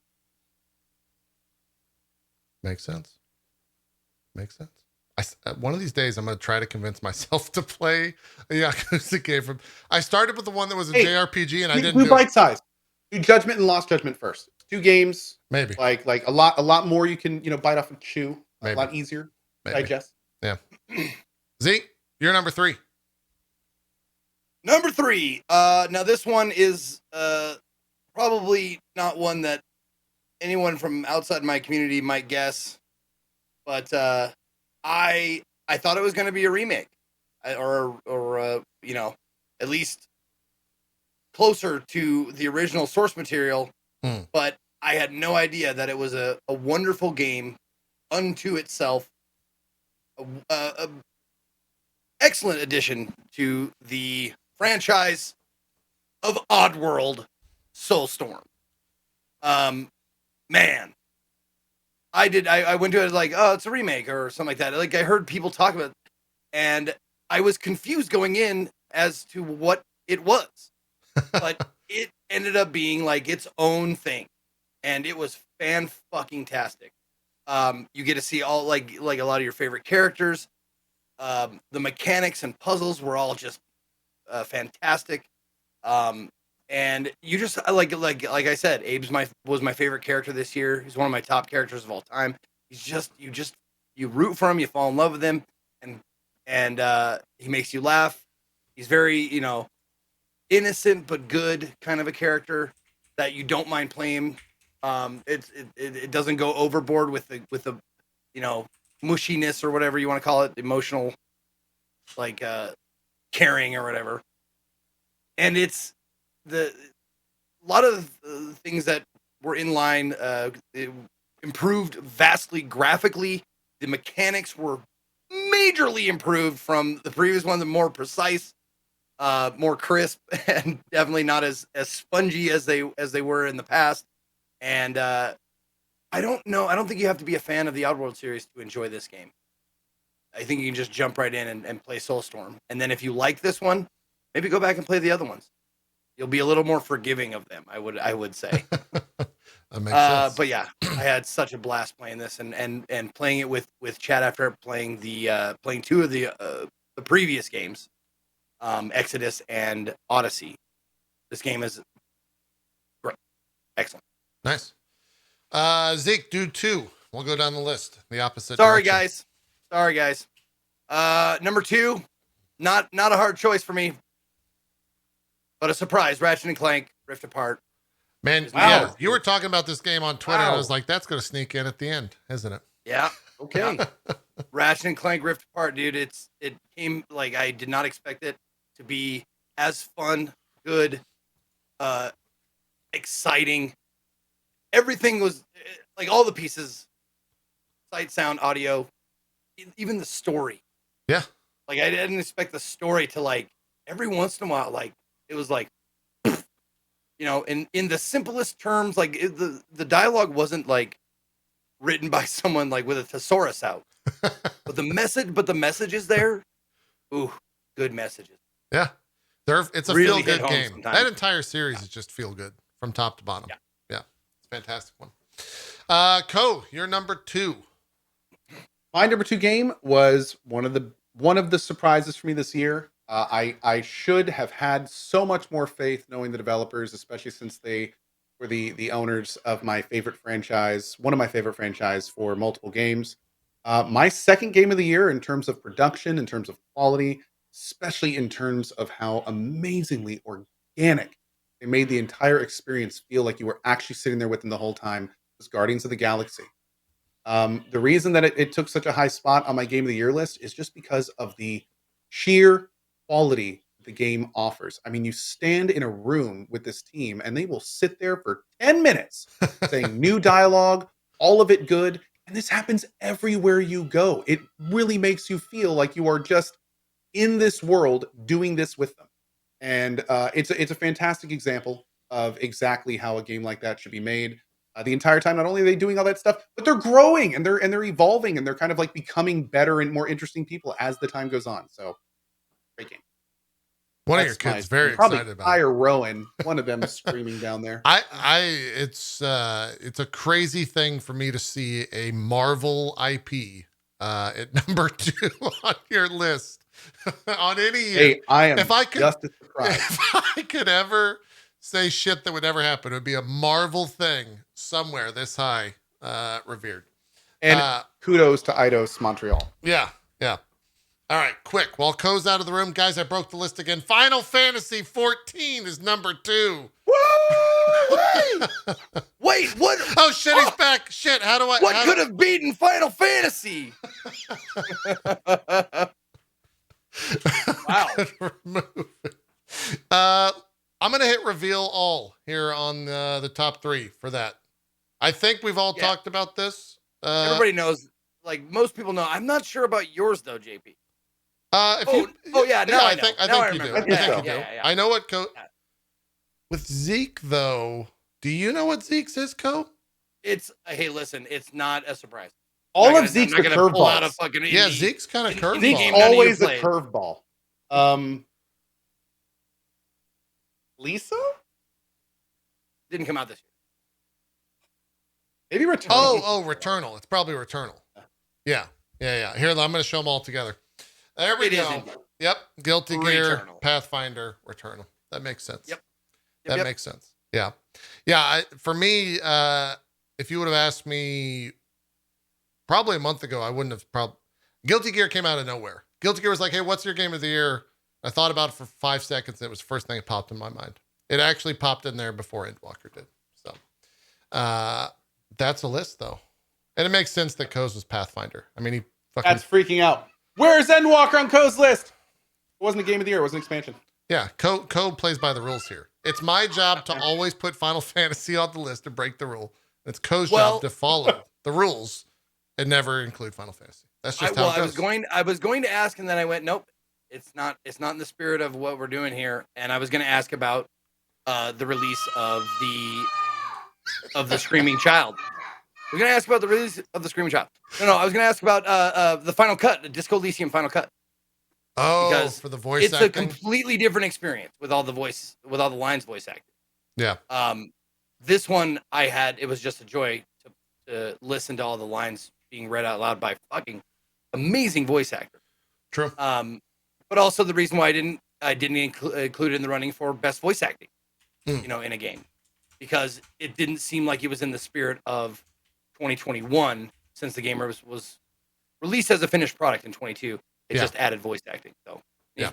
But there's a lot of games that were in this was a tough year to pare down. For me, it was Lost not. Judgment was in the 15.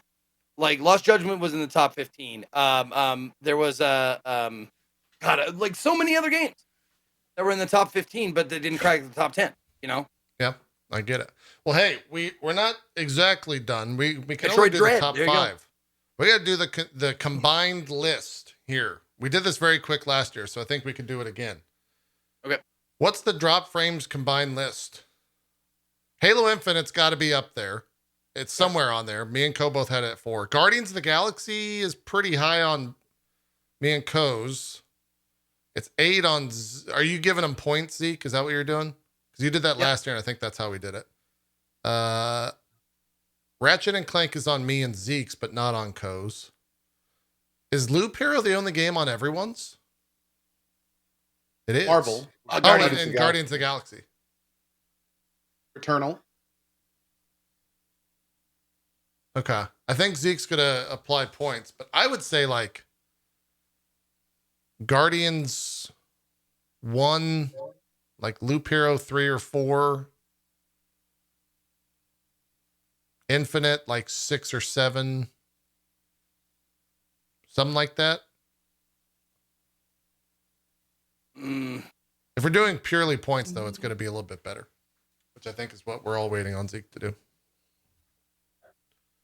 Yeah. Just give me I just got to write them down one time. Okay, and then apply the points. Apply points to them. Yeah. Oh, while you're doing this, we can kind of do some shout outs here. Huge shout out to Barry and Zook for taking care of all this stuff.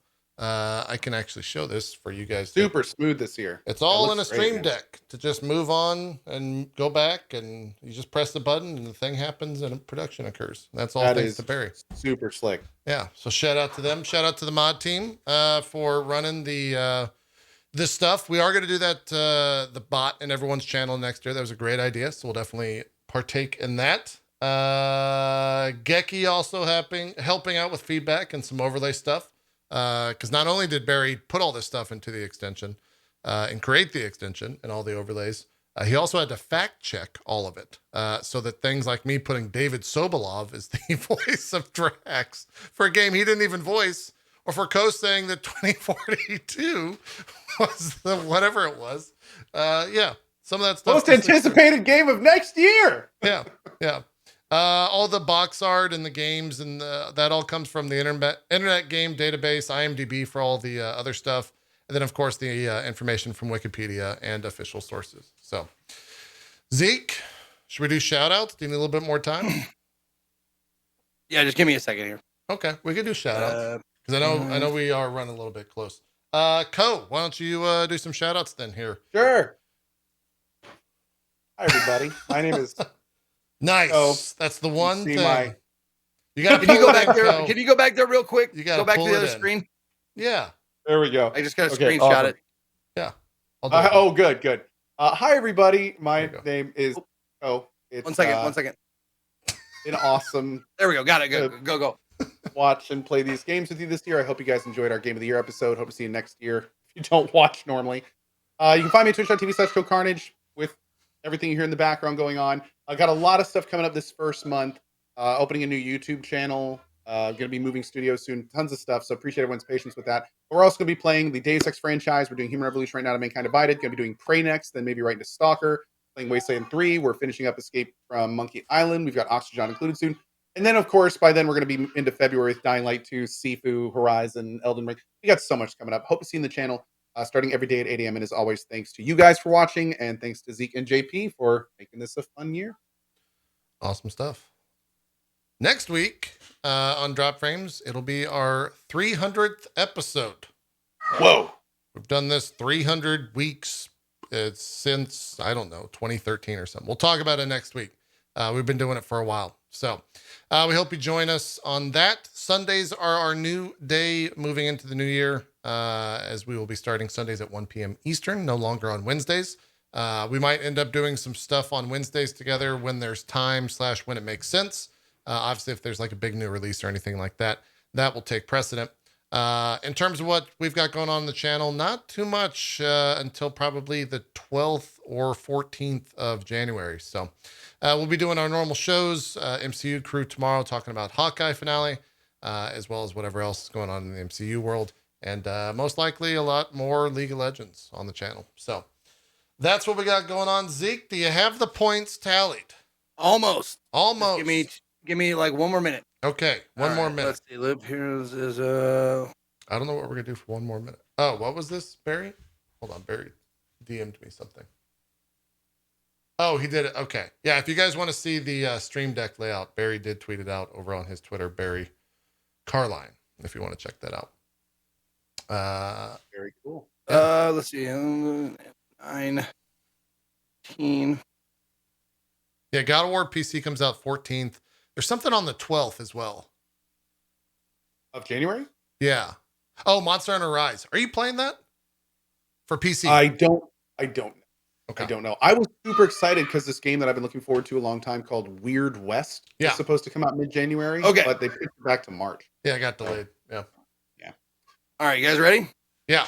Am I? According to the point system, and I just Okay. assigned like 10 points for first and 1 point for or for 10. Great. Just reverse order. So, Guardians of the Galaxy with 20. Number one. Was our like all together was our number one. Returnal with 18 points was our number 2. 15 points with Ratchet and Clank was number 3. So those were our top 3. Point value wise. Okay. I think that makes sense. And then Halo with 14. At number 4. Yep, at number 4. Right. Like 15. Right? Yes. Okay. And then Halo 14. And then with 12 points, Loop Hero. And then does it get let's weird see, from here? 12. And then GG. What's GG? Then it's just like if you had It's you our had a top- standalone number 1 with Guilty Gear. You had a standalone number 1 with Path. Those are both 10. Those are both 10 points. You get to decide what goes at number 6 and what goes at number 7. Well, I better put Final Fantasy at somewhere, or else the fucking crowd's gonna be fucking upset about this. Why don't we just put that at number 1? Why don't we just do this? We can just And then close it just- at 5. Look, just because 2 y'all through don't 9 like are- good games doesn't mean you should punish me. Look, come on. that's what I'm 2 saying. through 10. We're no, done. put Endwalker at number 1 and put 2 through 10 at not Endwalker. Look, we just closed it there at number 5. We're done. Guardians of the Galaxy is 1. Returnal is 2. Ratchet and Clank Rift Apart is 3. Halo Infinite is 4. And Loop Hero is 5. I like Are we that. all in agreement with that? That's good. Okay. You can dig it.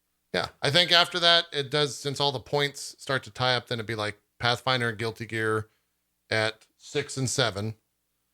And then, Lost Judgment is probably like 9 or 10.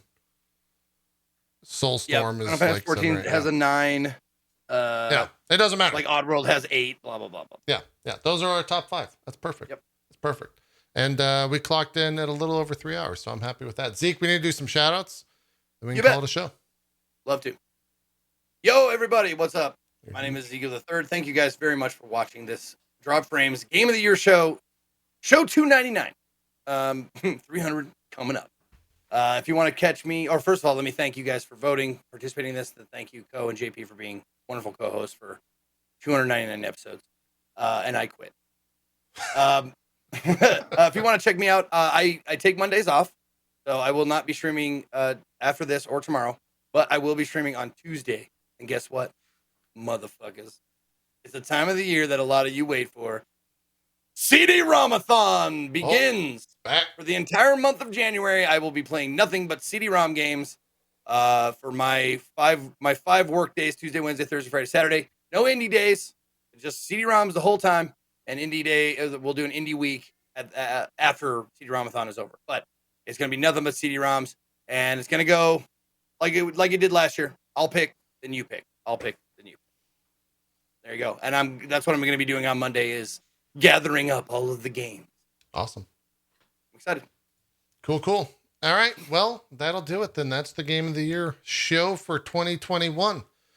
We'll be back next Sunday for more Drop Frames. Maybe we'll get Rami on. Rami seems like a good episode 300 guest. Haven't talked to him. He could probably rant and rave about NFTs and I was going to say all that stuff. episode 300. Drop Frames conquers NFTs. Yeah, it'll be good. It'll be good. That's that though. Thank you guys so much for watching. Cohh, go deal with the kids. Go help Thank out you. the wife. I'm sure. I will. Funny enough, you thought that was my kids. That was actually chat you guys were hearing the whole time. Oh, Yeah. okay. That makes, I believe it. That's it though. Thank you so much for watching, guys. We're out here. Have a good rest of your week and a great start to the brand new year. We'll see you next week on Drop Frames. I don't know why I said it that way. Bye.